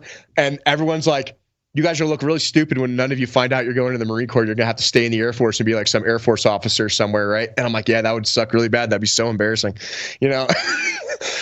And we're sitting there, and I open up the envelope really slow, and like everyone's looking at me because like everyone knows, like I just caused a fucking scene when I came back from Marine OCS, right? And I stand there, and I'm like, I win. I literally stand on top of my chair and look at my lieutenant colonel and just go, I win, you lose. And I turn it around and it's got like, you are going to the United States Marine Corps. And he got so fucking mad at me. I'm not saying that was the right thing to do, but in the moment, like I felt so vindicated. Right. Yeah. and and like the next day in formation, I had my Marine Corps Eagle Globe and Anchor on my uniform still, right? My EGA. He comes up to me, he's like, take that shit off. You're not a Marine yet. And I'm like, I'm not taking this off. And this is in front of like the entire cadet wing and kind of all formation, right? And I'm like, absolutely not. I'm not disrespecting my uniform or the United States Marine Corps. I will not remove my EGA off my uniform. He's like, are you disrespecting a superior commissioned officer? Are you refusing an order from a superior officer? And I sat there and just went, well, sir, it's an unlawful order, and maybe you should read the cadet manual because you're wrong and I'm right. And I am not obligated under Title 10 to obey an unlawful order. And he didn't like that response. So were you right? Were you correct by the cadet handbook? I was correct. 100% I was correct. Well then. So, and because this is cadet rules, he gave me 50 demerits, 50 confinements, charged me with disobeying a direct order from a commissioned officer, like all this stupid. And I'm like, I'll fight this all day because it's not correct, right? Yeah. So in the cadet demerit system, like if you go over 200 demerits, like you're automatically disenrolled, right? And that, because of all my involvement before then with stupid shit at the academy, that exact 50 pushed me over 200. Do you think going back and looking, do you think that they were fishing and looking for opportunities to give you demerits? Yes, to 100%, absolutely, to hit that magic number in the bank account?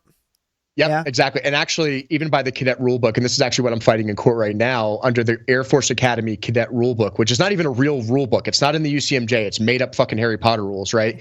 They weren't even allowed to give me that many demerits for that so-called offense. Mm. Like I think the max they could have given me was like 25, right? And they gave me 50, which pushed me over the exact limit that I needed to be under presumptive disenrollment. So if I understand this correct, we're rolling into the end of term.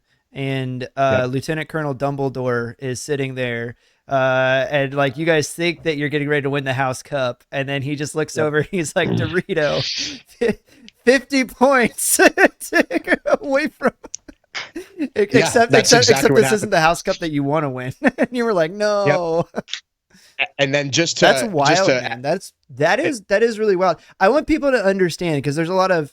I'm sure that there's going to be people that are going to be listening to this, and they're going to be there's a lot of nuance, and they're going to be like, that doesn't make any sense. Like, oh, that's total bull. You know, like the military has policies and procedures in place to make sure that people aren't taken advantage of. And it's like, I need you guys to understand just how much power an officer has over your life. If you are operationally controlled and administratively controlled underneath of his command.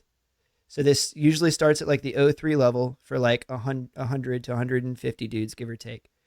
Then you have that would be like a company in the Army. Then you would have like 4 to 5 companies that would fall underneath of a battalion, right? And so now that's an 05 level officer. And then multiple battalions, usually 4 or 5 battalions underneath of an 06 officer, and that would be a brigade or a regiment in the Army. So, because I'm familiar with those terminologies, right? That structure. That colonel, lieutenant colonel, and captain, if you're in that captain's company, basically own your life. Yep. Everything about you. And just like the example that you presented where they walked up and they ordered you to do a thing that was technically not legal for them to do, and you fought them on it, and military commanders that are not respectful or are not upright and have integrity use this type of power all the time, to where they set up situations where they can gotcha on things like he refused an order from a superior officer, or simple things like I've seen guys move formation times around, and then a certain somebody doesn't get told when they're supposed to be at a certain place, and then it's, oh well, he disobeyed a direct order from a superior officer and didn't report on time. And by the way, failure to report is its own charge entirely, those two things. And then you can see how they start to stack. And if you guys think that I'm full of ish, like, okay, you've never served in the United States military, but I can tell you that that's exactly how it goes. And military officers, this is why, like, it requires a man or a woman of great integrity to be a United States military officer, because the level of power, the level of, I almost said responsibility, but that's for the non-commissioned officers, the level of power and the burden of command that those people carry are responsible for the furthering of United States policy around the world, the defense of the United States Constitution against all enemies, right? And the very lives of our service members that are tasked with carrying those missions out. And it takes a great human being to you would hope so. It does. It requires. It does. What I'm saying is it requires a great human being. That doesn't mean that all the human beings that are allowed to exercise that command authority are great human beings. And that's unfortunately. No, I agree. And then basically what they did is they legitimately tried to give me, like, OSI pulls me into the office. Or like, well, basically you were involved in this frat because, whether it's sex or talking to them, frat is frat. That is not true. I didn't have a lawyer. Don't ever fucking admit to anything. Right. So OSI is like, we got your fucking back. Which fraternization is what you're saying, right? Fraternization. Yeah. Got you. Yeah. They, we told the superintendent, we told the commandant, we told your commander that you've been working for us and you've been helping us out with this investigation. So we have your back. Don't worry about it. Just take the Article 15 for fraternization, walk away from it. It's a slap on the wrist. You're going to commission. It's not a big fucking deal. So like an idiot, I agreed to that. I should have fought that in court martial because there's no fucking way they could have proved anything because it didn't happen. Right. And they're like, all right, you're going to get 30 days of late grad. I'm like, okay, so I'm going to go through graduation, wait an additional 30 days, and then report to TBS for the Marine Corps. I'm like, whatever, I don't care. You get 60 days of leave after you graduate the service academies. And since I was in the Marine Corps, I was only going to get 30 anyway. So I'm like, whatever, I'll just hang out at the Air Force Academy for additional 30 days, doing some BS fucking community service project and just report to TBS, la-di-da, everybody, right? And then they're like, oh, but then also we're going to tack on the fact that you have this 50 demerits, push you over the limit. So now we're going to disenroll you over that. So they couldn't actually kick me out of the academy even for the Article 15 frat stuff because that was all BS. And they couldn't even give me demerits over that because it was under UCMJ, not cadet rules. And they were going to let me late grad with that anyway. But then what my commanding officer and the superintendent conspired to do was push me over the cadet limit while I was still under cadet rules during that 30 days of late grad, and then disenroll me post-graduation for exceeding cadet demerits, which is ridiculous. Thus keeping you under his operational and administrative control. So you're directly under his command. Correct. Where he has the authority to do so. I mean, graduation day comes. My whole family's out there 3 hours before graduation. They make me take off my parade dress, sit in the stands with my family, and say, "You're not fucking graduating today. Fuck you." And I was like, it was like the most embarrassing, suck started pistol day of my life. Like 100%, it was like the worst day of my life. And I get all the way through my late grad punishment. I had to go build a gazebo at the airfield. I'm like, okay, whatever. So I go build this fucking gazebo. And then I get called into the superintendent's office, and he's like, I changed my mind. Never mind. You're fucking out of here. You're done. Here's your... Actually, they didn't give me discharge paperwork. They're just like, get the fuck off base. So they have a K-9 unit and 2 armed guards from security forces or the cops in the Air Force escort me off base. And just, that was it. Like, that was the end of my fucking military career, I thought, at that point. And keep in mind, anyone who's been in the military knows that that's not how that works. No. You can't fucking do that. I didn't know that at the time. I didn't have a lawyer. I didn't know what was going on. I didn't know the rules. I'm a broke 22-year-old semi-marine cadet. Like, I don't know what the fuck's going on. And a 3-star just said, get the fuck off my base. So obviously you're going to do what he says. And you right? found out about you're not graduating today. You're being delayed another 30-day graduation. You found that out like the day of graduation, right? Correct. Like the day of, Correct. like you're supposed to be walking. Correct. Yeah, that's why I said, like, they literally told me to take my uniform off 3 hours before graduation. That is okay. And so then now you go another 30 days thinking, all right, I'll just Article 15 punishment, knock it that's out. Right. fine. And then I'll just get a packet. My packet will have my diploma and my orders and whatever. And I got my bags packed and I'll leave. But on that 30th day, you get detained and forcibly removed from the military installation. Yeah, technically I wasn't detained, so let's just words have right things. Use the right ones. I've never been arrested or anything, right? But like they forcibly removed me from base under armed guard, though. You said correct with a canine unit. yeah. It was a joke. Wow. Okay. Yeah. Overkill and much, sir? Keep in mind, no TAPS transition, no DD-214, right. No nothing, right? Which is not how that works. That is not. You have to out-process through so many things when you're actually in the military. Everybody who's been in the military knows that. Like, you have to go through medical, you have to go through finance. Like, there's a whole. They didn't do any of that shit. They were just like, get the fuck off base, right? So they were illegally operating, and they know that. And like I said, I didn't know this until years down the road that everything they did was wrong. Hence the federal lawsuit, which is now we're going to start talking about that, right? So let's go, man. I'm absolutely ready. Yeah, sorry that took like almost 2 hours. No, man, I'm enjoying the conversation. If we have to turn this into a 2-parter, we'll do it. Nah, fuck it. People need to know the background, right? So I had a sponsor family in Colorado, Mr. and Mrs. 2. They're basically people who agree to sponsor out-of-state cadets. And I call Phyllis, and I'm like, Phyllis, I don't know what to do. I have no money. I have nowhere to go. I can't even go back to New Jersey. So I move into their basement as this person who's completely lost and basically has suicidal ideation hardcore. Like, you know what I mean? Like, I was really depressed. Like, they took my entire life away from me instantaneously that I worked for since I was 12 years old, right? When I was in general, did I do everything correctly at the academy? Absolutely not. Was I a perfect cadet? No. But did I do anything that warranted how they treated me? Absolutely not. Like, I proved that I could be an officer. I graduated 2 commissioning sources technically, right, in that time frame. Right. And I go there and I had like $200 left on my bank account, and I get a gym membership to 24-hour fitness. I just started working out there every day. That's how I worked out my stress. That's how I dealt with my own personal thing. I just started working out. And one of the personal trainers comes up to me one day. He's like, dude, if you're going to be here every day for 6 hours, why don't you just fucking work here? And I was like, because that's all I did. I just went to the gym for 6 hours a day. I had nothing else to do. I didn't have a job. I didn't have a diploma. I didn't have anything. Well, I mean, that's a lot better than, what I've seen a lot of guys fall into when they get like that.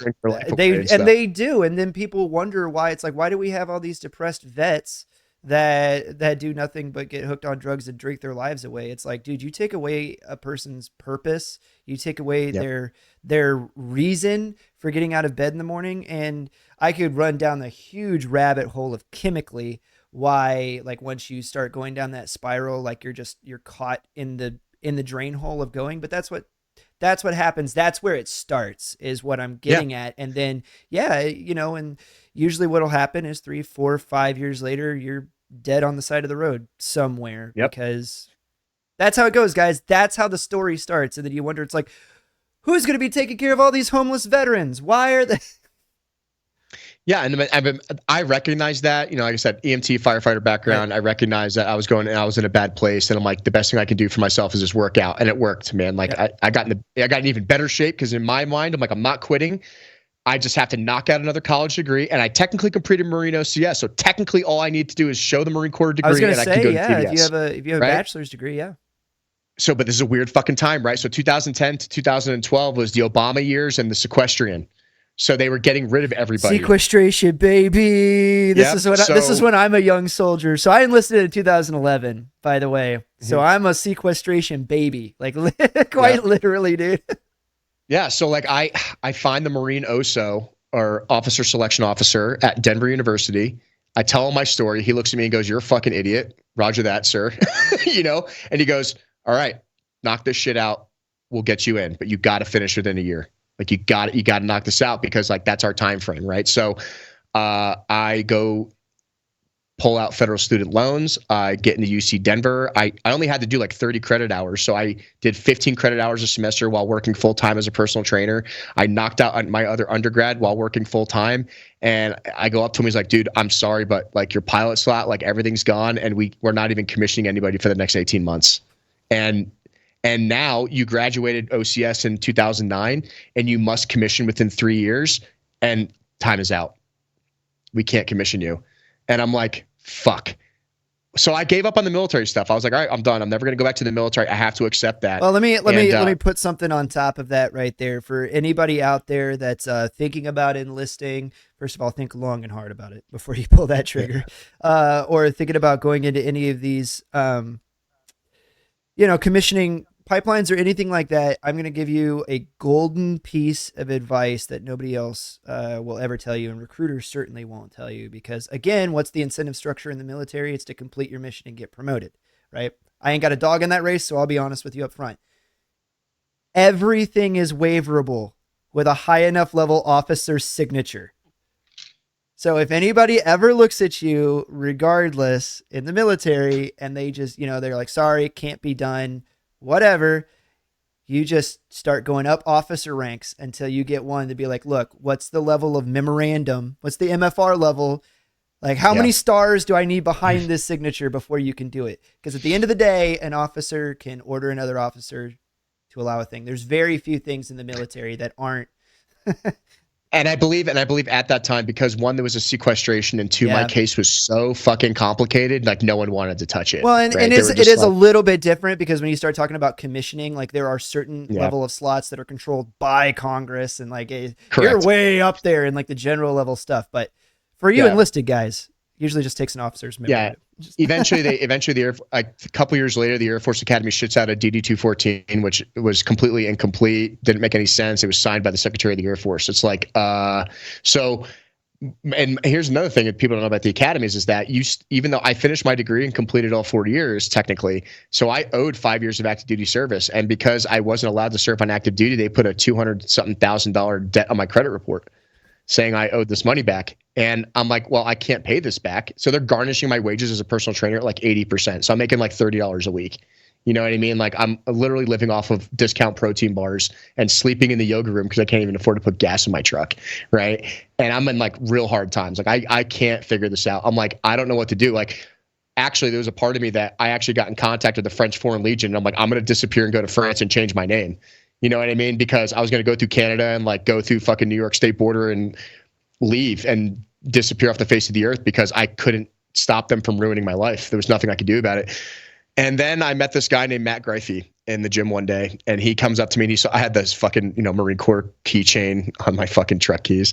And he's like, "Are you a Marine?" I'm like, kind of. Kind of. Yeah, I was going to say, do you know how you know a Marine? Yeah. Now you can tell somebody's a Marine. Don't worry. Because he'll tell you.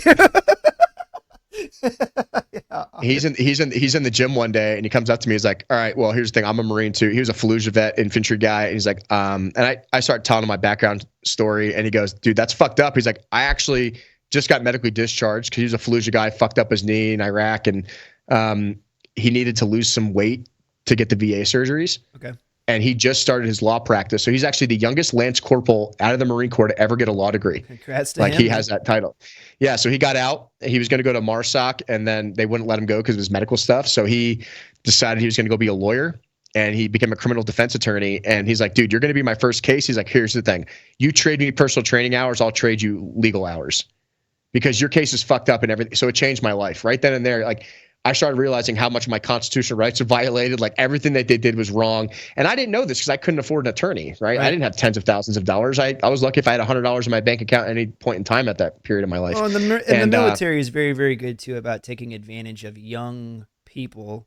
It's like typically your dudes that enlist are like 17 or 18. Your dudes that come out of college, that go into the commissioning are 21, 22 years old. And you don't know. And they know that. Especially the old salty dogs that have been around for a while. and plus keep in mind the DOD is garnishing my wages. Right. They're taking everything from me. So I start working with him. That's probably the most effed up part of all of this. It wasn't enough to just kick you out and leaving. It's I'm going to take away your ability to have a life, to make a living, to provide for yourself. Yeah, and they purposely do that to prevent you from financially fighting them. Right. Exactly. Right? If you can't fight them if you don't have any money, and they know that, Dude, right? these So people, I have a little bit of experience with this. It's sometime I'll tell you like one of my story. I actually have a story that's very similar to you, but not to the same level stakes that you've been through with it. But what I've found is that the people that, if they are going to be nefarious, and the ones that are evil with intent, that sit at these levels, that decide to, make these illegal orders, it's the level of evil goes so much deeper than people can understand, because it's like with a yes, with a stroke of agreed. with a stroke of a pen, and a level of indifference that you wouldn't believe. It's like the meme. It's like, how do I sleep at night knowing that I just destroyed somebody's life? And they're just like, ugh. Yeah. And that's what these people do. They'll sit there because they have a guaranteed job. yeah, They don't care. and they'll stroke a pen, dude, and just destroy. And when I say destroy, like my boy here Destroy. can't make more than $30 a week, he's saying. Yep. Because, it wasn't enough to take his job away. It wasn't enough to take his title away. Now they're going to take away his reputation as a man, and take away his ability to provide for himself, and the ability to have a family. If you want to think about it that way, because it's like, he can't even eat. How's he going to get a wife? And it's not, you know what I mean? It's like, yeah, dude, that is a special level of evil. And they know that. So sorry, man. So but yeah. So this is where things really started to change. So all of a sudden, I see this kid on the news. On ESPN. His name is Eric Thomas. And he's talking about how he's in the class of 2012 at the Air Force Academy, and he was an undercover informant for OSI, and they fucked him over and took his degree away and kicked him out. And I'm like, wait, what? I call up the reporter in the Colorado Springs Gazette, and I'm like, I worked on all these cases. What I came to find out was, then I found out about the undercover informant program at the Air Force Academy. And I found out it was this giant operation called Operation Gridiron.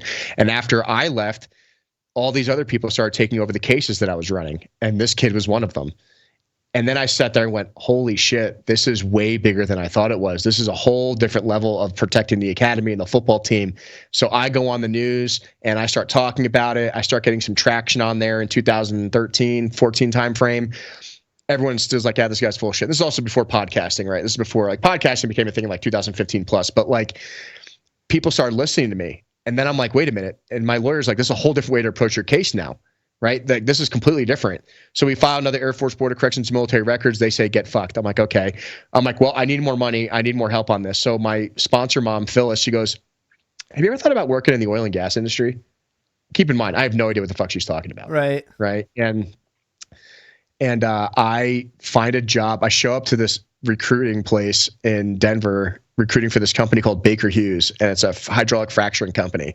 I have no idea what that is. And they go, can you swing a hammer? I'm like, yeah. Like, do you like working outside with dudes for long periods of time in shitty conditions? I'm like, yeah, it's the military. And they're like, all right, we're hiring you at $16.50 an hour, which is way more than I was making as a trainer. And I was like, fuck it. They gave me a sign-on bonus of 20 grand. I was able to move up to Northern Colorado, get an apartment, buy some furniture. I'm like, all right, forget the military. But now I have money, and I started making 6 figures a year my first year in the oil field out of nowhere, because you're working 18-hour days, North Dakota, Texas, Utah, all over the place. Bit, yeah. But it's like being in the military. You're like in an infantry platoon with 30 different fucking trucks, and you're just traveling around, blowing up wells and getting oil out of the ground. And I'm like, this is fucking great. I'm like, fuck the military. I don't need the military. I'm like, I got alcohol. I got a bunch of dudes, and most of them are ex-military. Like, my whole life was changed, right? So I decided, like, this is going to be my life now. So I go back to school, get my master's degree in global energy management with a specialization in oil and gas production. I finish off my master's science, and I find even more powerful lawyers. I find this guy named Herb Rubenstein. Then we start filing new conditions against the academy. Nothing's coming back. Nothing's working out. And then one day I'm like, you know what? If I could just get back in, like, I can make the argument that I'm serving my time back, right? And that way I can get it taken off my record. So I go to every recruiting office. I'm like, I'm going to give it one more shot. This is 2015. I'm like, I'm going to just give it one more shot. I go to the Navy. I go to the Marine Corps. I go to the Army. And I go to the Air Force. So you're thinking if you can, like, enlist, like, this is your thought process. Yep. If I can enlist and I serve that 5-year time frame, then I can get out from underneath of this $200,000 debt. Yep. Okay. And then what? Like, your plan is to move on in the oil and gas industry and then continue doing what you're doing. That's it. But clear my debt. Yeah. I mean that makes total sense to me.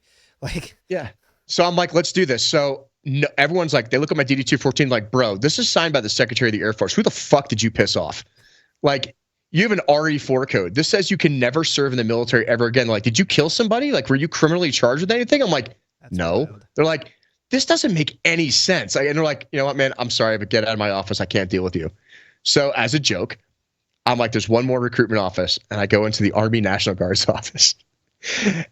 And I get in there. And dude, this is like a scene out of a movie, right? I walk in there and I tell them who I am. And this old, crusty E7 guy's like 58 years old goes, are you that kid that was on the news about the Air Force Academy like a year or so ago? He's like, I know this sounds really weird, but I've been kind of waiting for you to come into this office.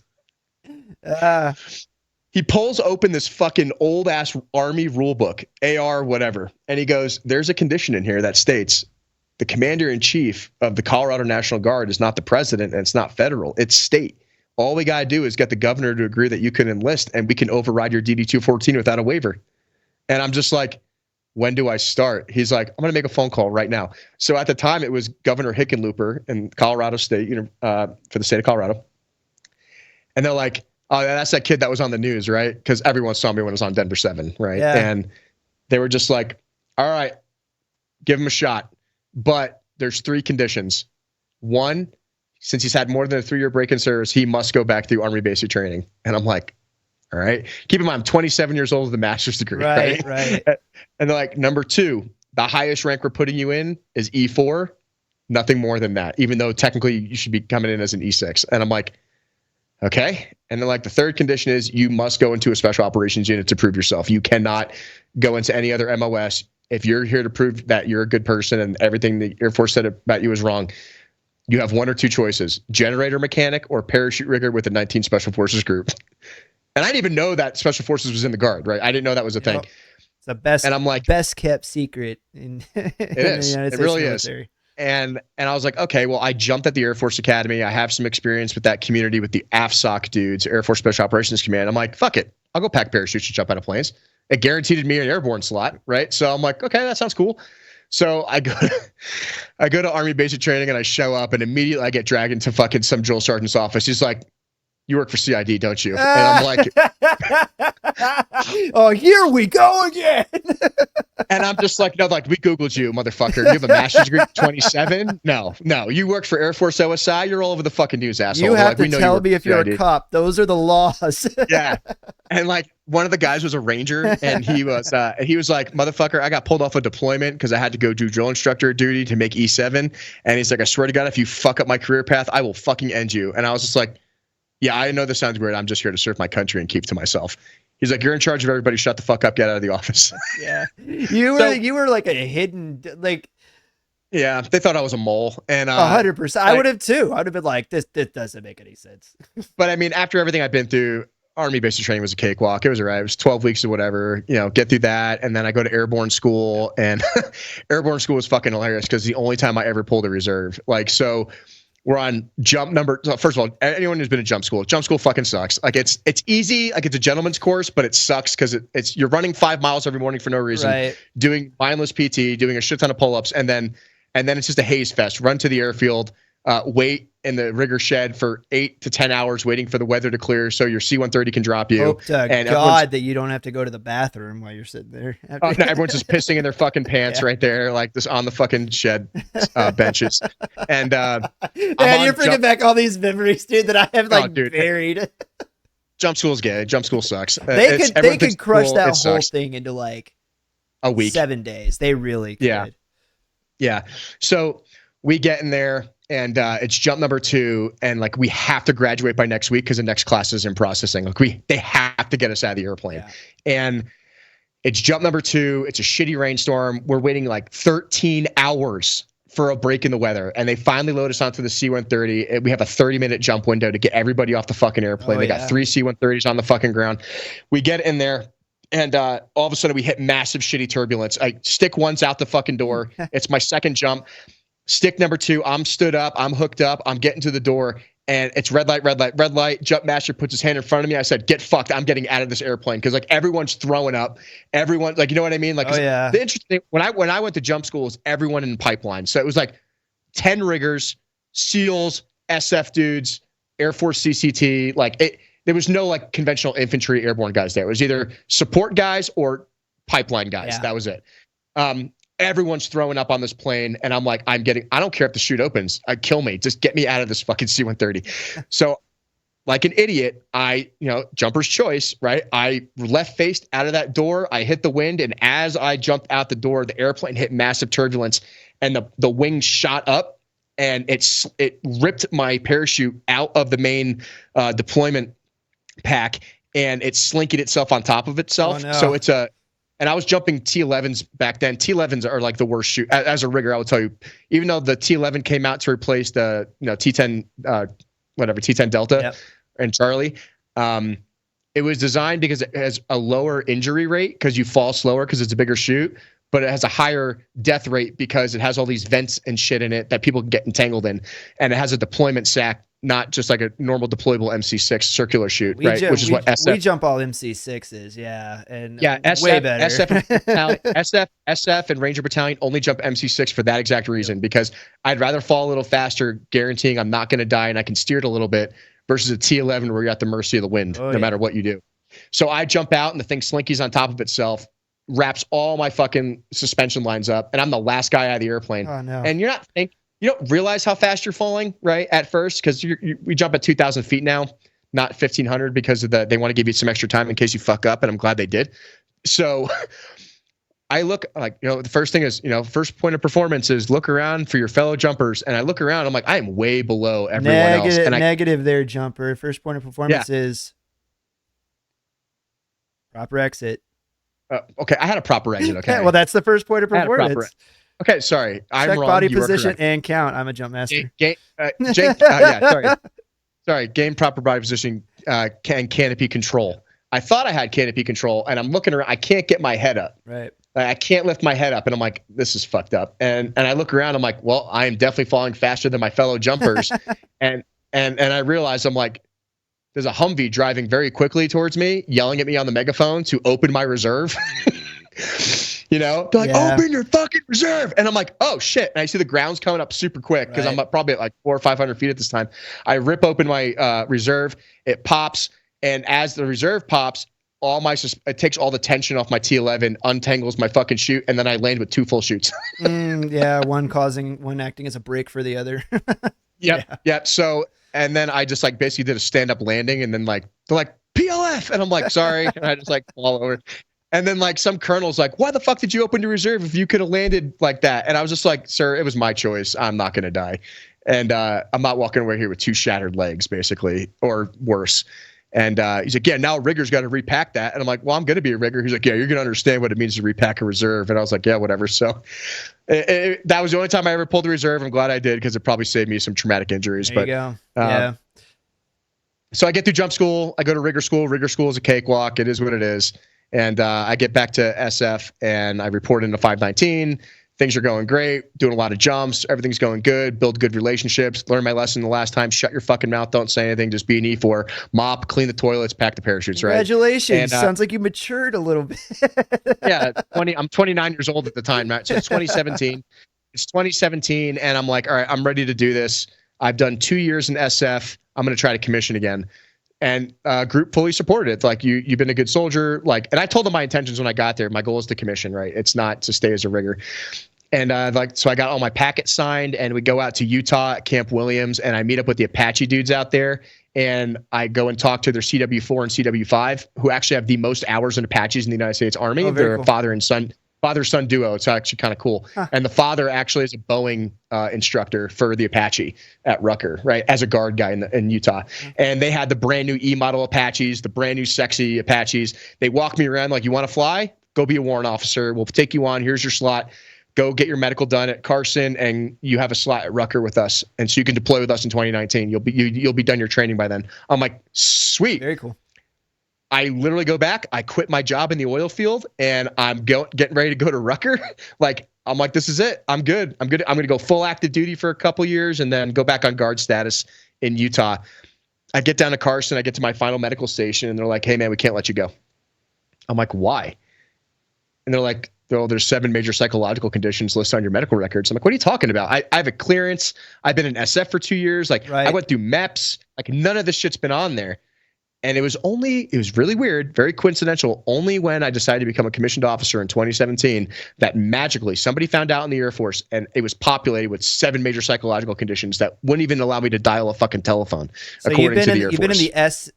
You've been in 19 Special Forces Group this whole time, and that wasn't in your record the whole time that you're serving in the National Guard, and then not until you go to commission as a warrant officer. It magically shows, because the Air Force knows if I commission, I win. I prove them wrong. And like, that's very anecdotal. It's very conspiratorial sounding, but I'm like, none of this fucking makes sense. Right. So we start doing FOIA requests, and I tell my lawyers, and my lawyers are like, fuck your situation at the academy. They falsified your medical records. We got them. This is it. This is our golden goose. This is how we're going to fucking win your case. How did they find out that they falsified your records? When I was at Carson. Right. Okay. So they pull the record, and here's the really weird thing, right? We pull my medical record. And I was discharged off active duty in June of 2010. Okay. All the psychological conditions that are entered on my medical records are dated September of 2011. How is that possible? CAC card entered by a doctor a year after I was discharged. How is that possible? Every now and again, the nature of the bureaucracy actually saves your butt. Because the military, if there's one thing that the military is incredibly good at, it keeps a record of absolutely everything. So even if you're going to falsify a record, the record of you falsifying a record is kept somewhere on some. Correct. And so now we're like, we got them. It's irrefutable. Yeah. This is they retaliated against you.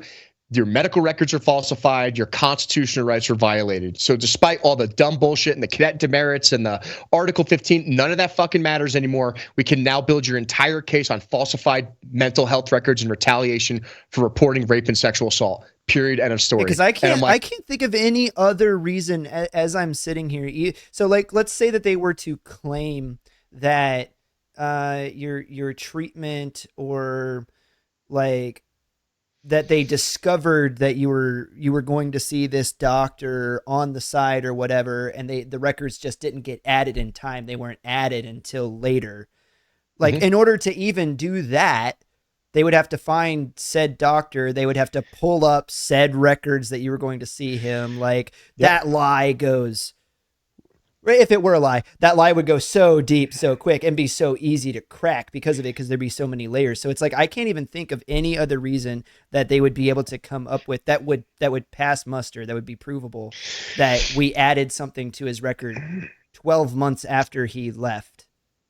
Yeah, and keep in mind, like, I was a civilian between 2010 and 2015, right? I was not in the military. Right. And we kind of came up with maybe a reason of why they did this. So in 2012, a lot of the kids that we were investigating at the academy on the football team, right? So I was there. So they were like freshmen, prep school kids, right? So by the time 2012 rolls around, they're juniors and seniors. And a lot of those cases were going to trial at the Air Force Academy for these kids who were caught in those investigations in 2008, right? I see where you're going with this.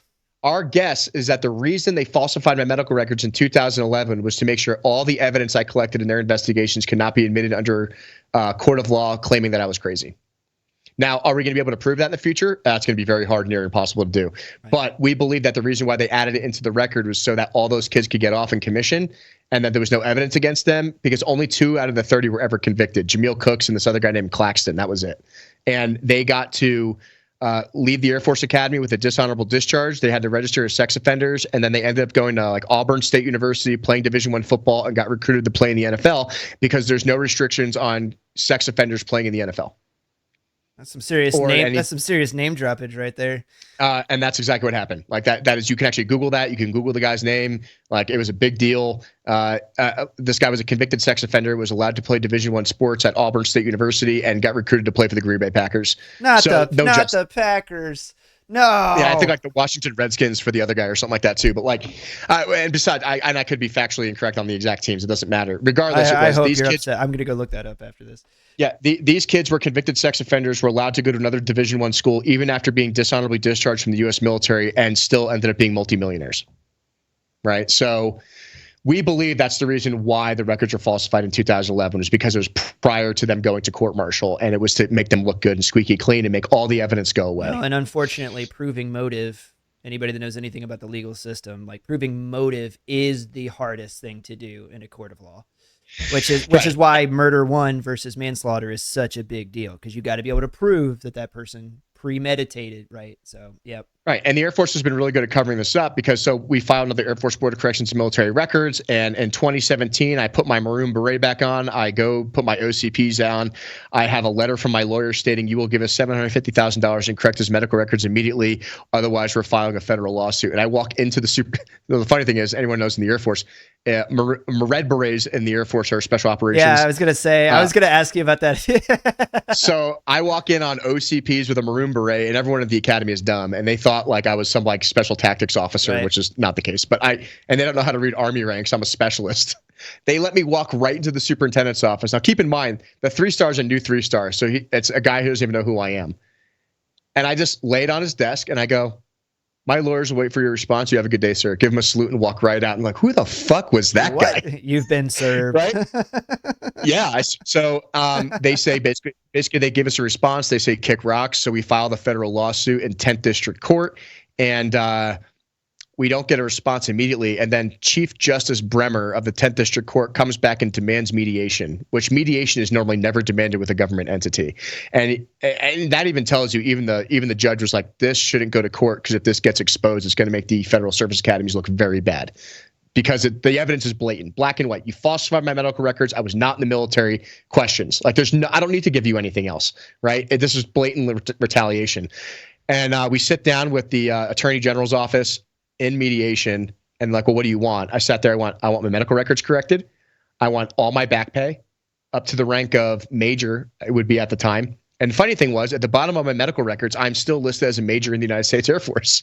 I never got kicked out because I was never given a proper DD-214. I've been getting promoted this entire time. Oh my God. Yeah. Yeah. So I never actually got kicked out. I could have showed up to Marine OCS, got a new CAT card printed out, and continued on my life. So that's why I said there's a process when you get kicked out of the military. Right. They can't just throw you off the base, right? And this is proving that. Even the Air Force Academy was trying to hide that they kicked me out, because they didn't want anyone to find out and know. And they just scared me into believing everything that they were doing when they had no legal representation to do that right. And if the actual active duty Air Force found out what the Air Force Academy was doing at the time, it never would have flown. That is so funny. And just, I'm gonna add a layer of context onto this for somebody that doesn't understand. There's the reason that the military has that policy in place is for situations like POWs, to where if you are absent without leave or exit one installation and just never show up at another installation, you continue to be promoted. The system tracks you, and you are promoted, not accelerated, but along with your peers, you are continued promoted, because we have had people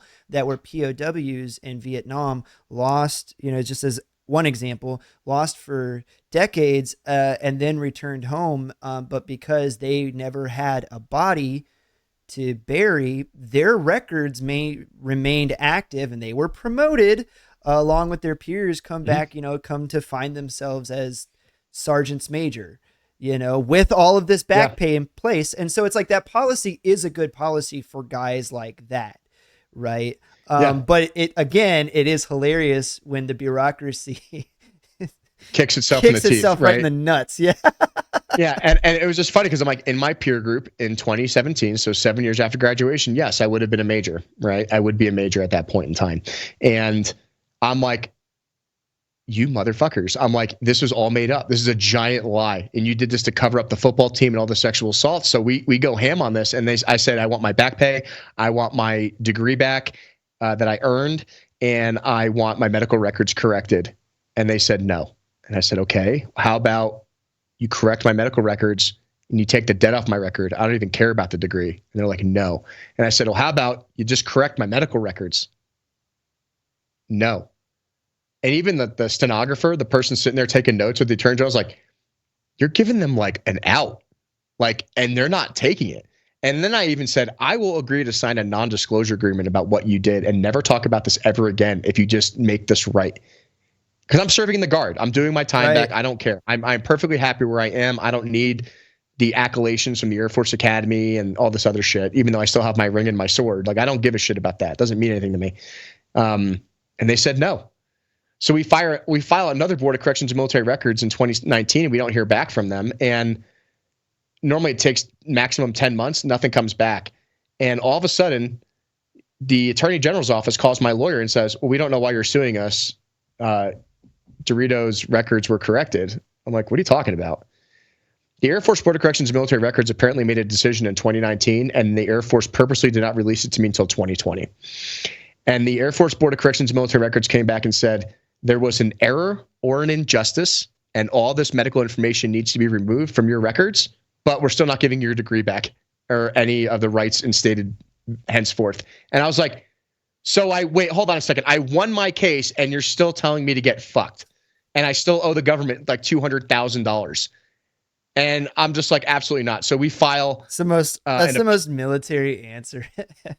Yeah. So then we file an appeal to the 10th District Court of Appeals, which is right below the Supreme Court, stating they intentionally hid evidence. They admitted that they fucked up, and they're not making it right. So we write a letter to the President of the United States, Secretary of Defense, Secretary of the Air Force, Secretary of the Army, stating, I won my case. I've been serving proudly and honorably, and I want my stuff corrected. And the Air Force comes back and says, well, you can't sue us because technically you're still in the Air Force. Oh, I thought it was going to be. No. They said, because you're requesting another administrative review, you can't sue us. You have to do another administrative process and refile for the Air Force Board of Corrections and Military Records again. So then the 10th District Court of Appeals comes back and says, we're going to dismiss your case without prejudice, which means you can refile. Okay. Because you have not exhausted all administrative remedies. We are not making a decision and telling the military what to do, because under Parker versus Levy, it is stated that the military is a separate society and should be treated as such. And I sat there and went, you got to be fucking kidding me. What was I saying earlier? Yeah. So that's where my case is right now. Okay. It's in this. We have to file another Board of Corrections and Military Records before requesting the President of the United States mandate that they force the Air Force to comply with their own orders before I can sue them again. Right. So I don't want to miss anything. As you stand right now, don't you have a letter from the White House in your possession? Yes. And yeah, that was dated in 2021, and then they said, you have to exhaust the administrative process again. Okay. Yeah, that's what the letter stated from the White House. Like we were looking like, because that's what the DOD came back and said to the president's office, right? There was supposed to be an IG investigation, and the IG investigator calls us and goes, well, the Air Force says you were a bad person, and they said that you won your case. So we're going to say that the Air Force did nothing wrong because you followed the administrative process, which is nothing why the IG needs to be completely disbanded. The IG just protects the institution. It does not actually give justice. For anybody that doesn't know, yeah, the Inspector General. It's akin to like when Coca-Cola and Pepsi investigated themselves and came back and decided that they weren't making people fat and that sugar is like super happy for everybody's health or good for everybody's health. That's what the Inspector General. So like here's the really dumb part. So then we looked into ourselves and decided we did nothing wrong. Also, here's our bill for having to look into ourselves. Yeah, and like I love Group's been great, but like as a rigger in a support company, it was very hard for me to get on a combat deployment with all the ODAs as a rigger, you know. Sure. So I decided to jump ship for a year. Even though I was still an SF support guy, I went and attached to a 3157 HIMARS battalion, and I deployed to CENTCOM as a truck driver initially. And I get over there, and then it was like, oh, you're that fucking pedophile rapist from the Air Force Academy, because that's what the Air Force Academy likes to call me. Whoa! The Air Force, yep. Yeah, the Air Force Academy likes to label me as a pedophile because remember, if you go back 2 hours, how we discussed how the Air Force Academy originally recruited me to be an undercover informant was because Has it been assumed 2 hours? Holy cow, man. Yeah, they assumed that I was talking to an underage person on purpose, so they try to label me as a pedophile in all the court documents to defame me and go after my character, even though that is not accurate. There's a lot of nuance missing there. But the Air Force Academy now likes to use that as a way of trying to get people to not support me, is by openly calling me a pedophile in court. So if people look up my court documents, right? It's the way court documents are written is that the defendant gets to respond first and then the plaintiff, right? But you only have access to the first 3 pages because you're not a lawyer and you have to pay $50 to read the whole case. And the opening statement from the Air Force says, Cadet DeRito was trying to entice children under the age of 18 and was talking to them on a dating website. That's how their response fucking starts. And they know that. They know that's what people are going to fucking read. But that's not the case. Like, that has nothing to do with my case, and it is not accurate, and it's a lie. And if anyone doesn't believe me, you can pull up my background check on my website, adamderito.com. It's written right fucking there. It's all there. And I also wouldn't be in SF with the security clearance if any of that was true. That is right. So, well, you know what they say, man. That like a lie makes its way around the world before the truth can even get its pants on in the morning. It's all character assassination. That's all that the Air Force Academy has been doing with me for the past 13 years. Where have I seen these tactics used elsewhere? I'm racking my brain. Everywhere. Everywhere. Right. So the funny thing is, I go over to CENTCOM, and then once that new battalion learned who I actually was, they're like, oh, you have a master's degree and you work in oil and gas. We need you over in intelligence. So the intelligence NCO and officer, Lieutenant Kraft at the time, and Sergeant Immer, they're like, dude, your background's fucked up. Thanks for being honest about your story. But like, we really need you in the intelligence section, what was going on in CENTCOM at the time with oil and the sanctions with Russia and everything else. Because the war in Ukraine started when we were over there. And I got over there, and I was an indisposable asset to them. I was actually ended up briefing the G1 weekly by the end of deployment, because my insight as a civilian expert in energy and energy trafficking and everything else, and explosives and wireline being used by terrorist groups and things like that was like invaluable to them. And I ended up falling in love with intelligence. And that's actually when I met the civil affairs guys out there in Jordan working on the Syria border mission, doing the operations in Syria, because they're like, dude, civil affairs is all guys like you who are civilian experts in this shit, and we need guys like you. Like, why don't you come over to us? So I ended up dropping my CA packet to be a military industrial specialist on the commissioning side, which I'm still waiting on. I'm just waiting to hear back from that. But in the meantime, as I said, I just transitioned over to be an intelligence analyst in civil affairs. So I left SF yesterday officially, and I'm officially with the 440th as an intelligence analyst. Yeah, dude. I still have to go to freedom, and then freedom through effects, baby. I have nothing bad to say about my time in CA, man. I love those guys. All the dudes that I served with back when I was in 97th Civil Affairs Battalion. Love you guys. Miss some of you guys, man. Yeah, man. I think it was a great career field. I really enjoyed it. Don't know if you're tracking, but they're getting ready to do some movements on the active duty side. SF's all upset about that. I think just like growing pains, there's always going to be growing pains whenever anything changes. And I could see where the people on the CA and the PSYOP side would be upset about that too. I understand, but things grow and change and evolve, and Yep. Group has always been super supportive of my case. So has the Army National Guard and the tag out here, General Clellan. Love that lady to death. She's always been supportive of my case. But at the end of the day, they couldn't fix what was wrong in my records because they're not the Air Force. Right. And they've been trying to commission me since 2017. Right. And they were just like, we're so happy you get to go to CA because maybe this is going to open up a different door on the reserve side for you that we can't fix for you. Yeah. And, we'll see how that works out. My goal is to commission at the end of the day, but right now I'm slated to be an intelligence analyst and go over there and try to contribute as much as I can. But that's what that CENTCOM deployment did for me. It gave me another year of active duty service that I can knock off as years I don't owe back to the military. Okay. And, but even when I was over there, they kept trying to fuck with me. The Air Force tried to mandate I take another psychological evaluation while I was in CENTCOM, and even my battalion commander's like, absolutely not.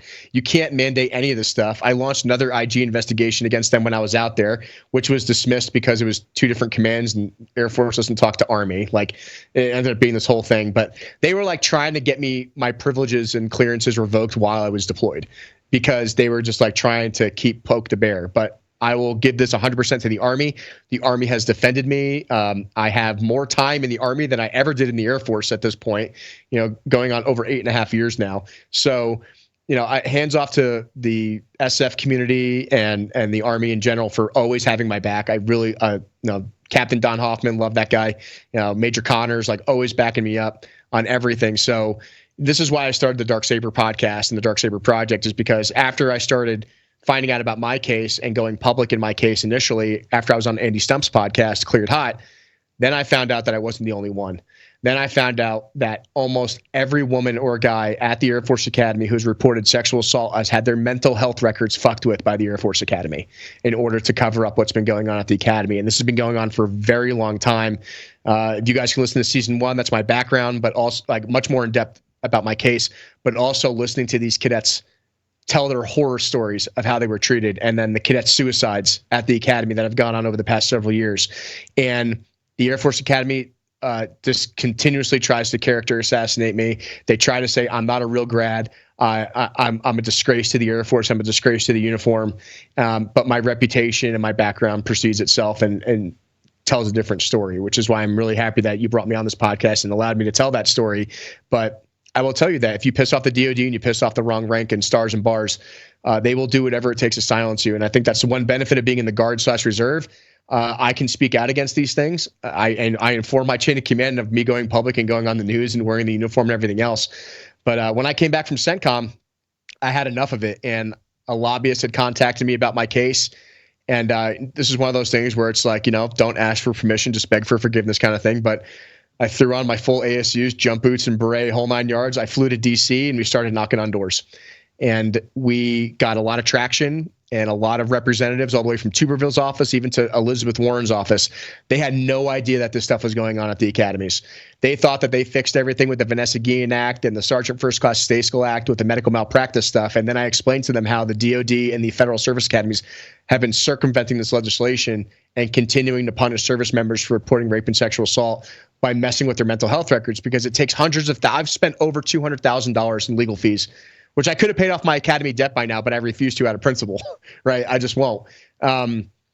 Fighting these cases because I'm trying to get legislation passed, like the DeRito Act, so to speak, that states it is illegal for the U.S. military and any Federal Service Academy and ROTC to falsify mental health records for reporting sexual assault and harassment against the chain of command or anyone else, because that is what the DoD is currently using to silence service members is mental health records. Because if you're crazy, who's going to believe you? And then are you going to spend the tens of thousands of dollars required in all these processes and administrative processes to get your records fixed? Anyone who's been through any Air Force or Army or Marine or Navy Board of Corrections military records knows that it takes years to get a fucking NDSM put back on your record.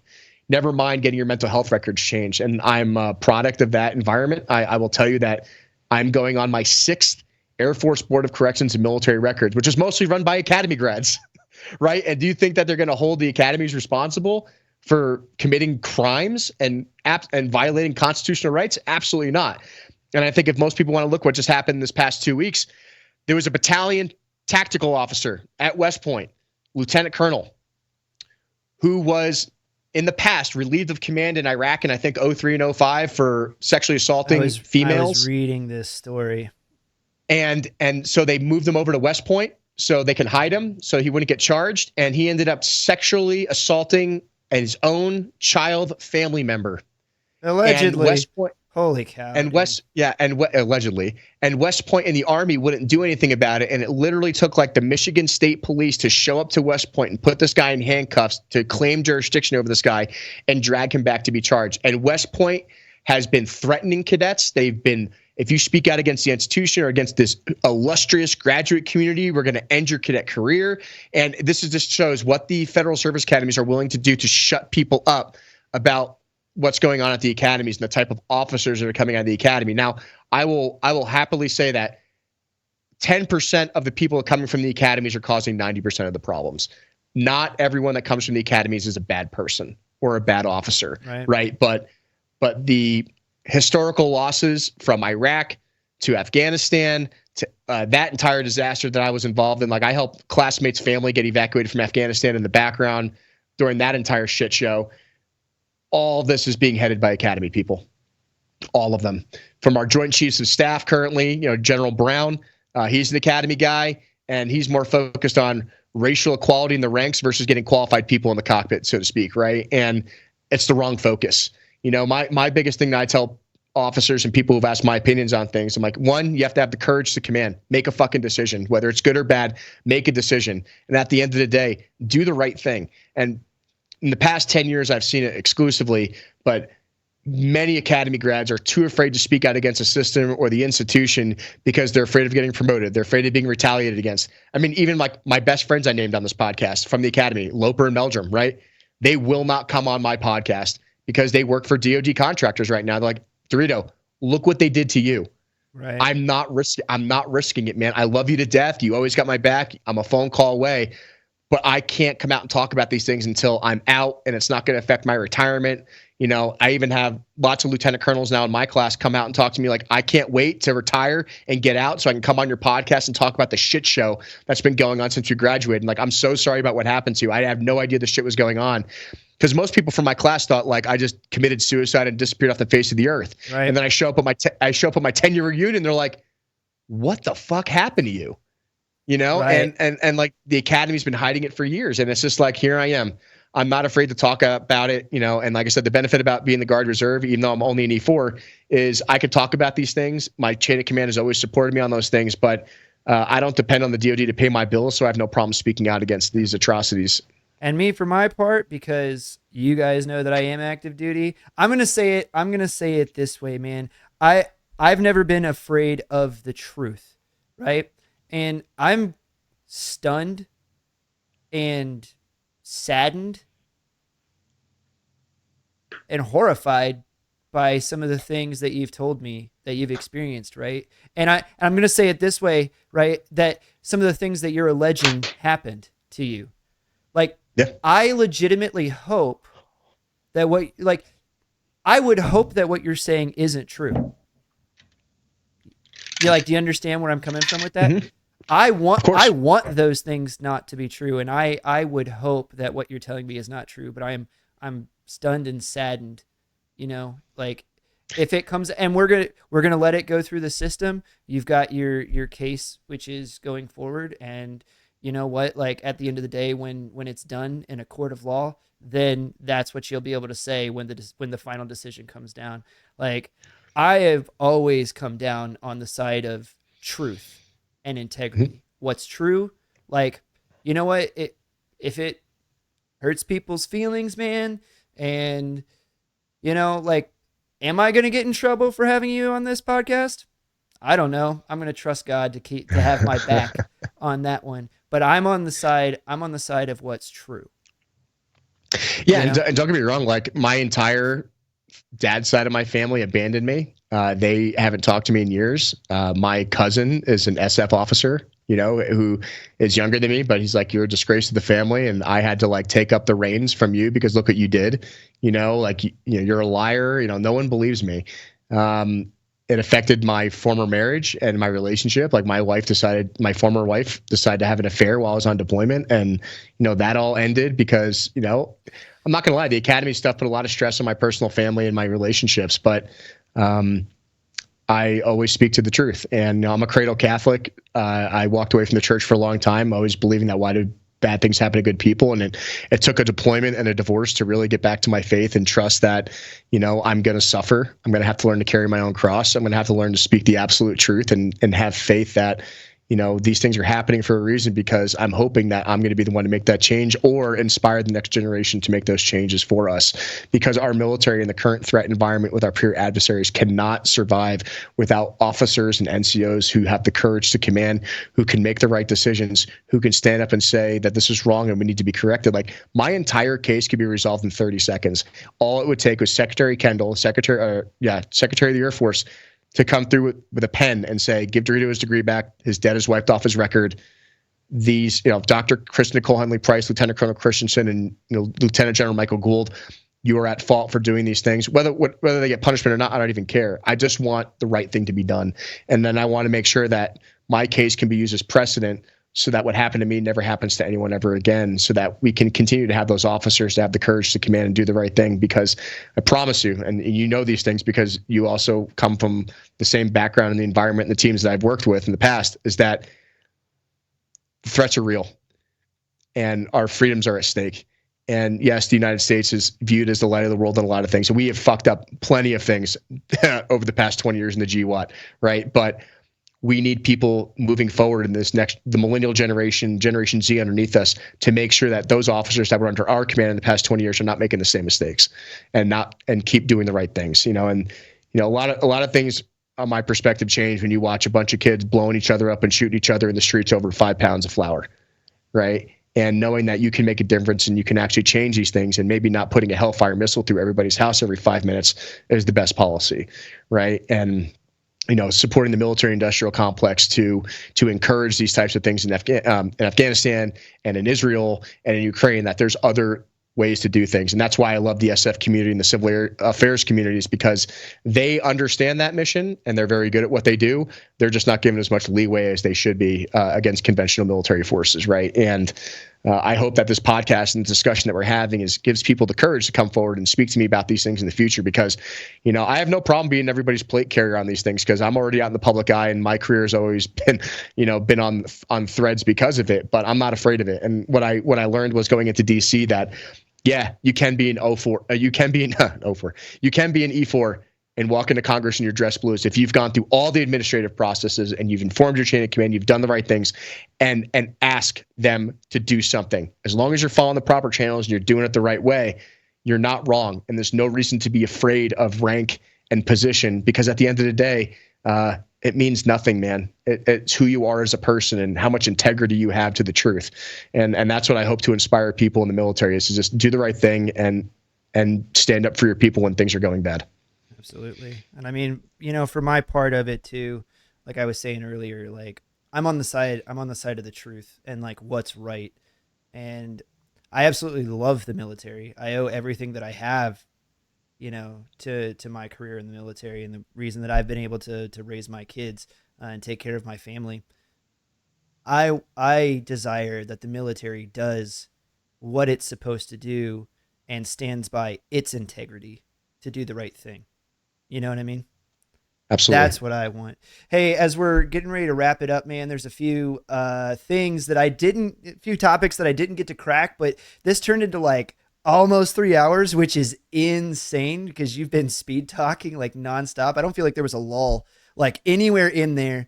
But before we wrap it up, please let people know, like, again, where they can find you, where they can support you.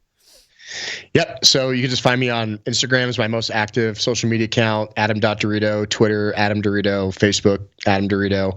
And please reach out to me on email, darksaberproductions@gmail.com. And if you need some legal advice, I can point you in the right direction. Or if you're having issues navigating this with your chain of command, if you're facing similar issues of retaliation, no one in the military knows retaliation better than me, I think, at this point, and how those processes work all the way up to the Supreme Court. So I will be glad to give my advice and help people where they can. Or if you want to tell your story, please reach out to me, especially if you're an Academy person. You can come on the Dark Saber Project, the Dark Saber podcast, and we'll talk about your Academy case and what happened to you. But if you're like an 18 Delta rando and you want to come on and tell your story outside of the Academy perspective, that's what I run the Embark podcast for. The Embark podcast is for everyone else. So please reach out to me. I'm glad to give you a voice and tell your story too. Awesome. Well, hey, man, thank you so much for hanging out with us on Common Freaking Sense today. Thank you for telling your story, not pulling any punches. Like I said, man, I'm stunned by by some of the stuff that you're alleging happened. Not that I don't believe you, man. I really do want to see this stuff change, and I want to see our military stand by what's right. Because I love the military, and I love the people that are in our. Like, I really do. That came out weird. Yeah. The people that are in the military. and like I said, I feel the same way. Like, I don't wear the uniform for a paycheck. I wear the uniform because I know it's the right thing to do, and I hope to inspire the younger generation coming up underneath me to be at a good place to replace me when it's time for me to hang it up. Awesome. Well, hey, can I invite you back on sometime in the future? Oh, absolutely. Would you be willing to? Yeah, anytime, man. I'm always available, given my schedule. So just let me know. Outstanding. Well, I can't wait for us to do this again. Adam, thank you so much. We'll talk to you again next time. Sounds good.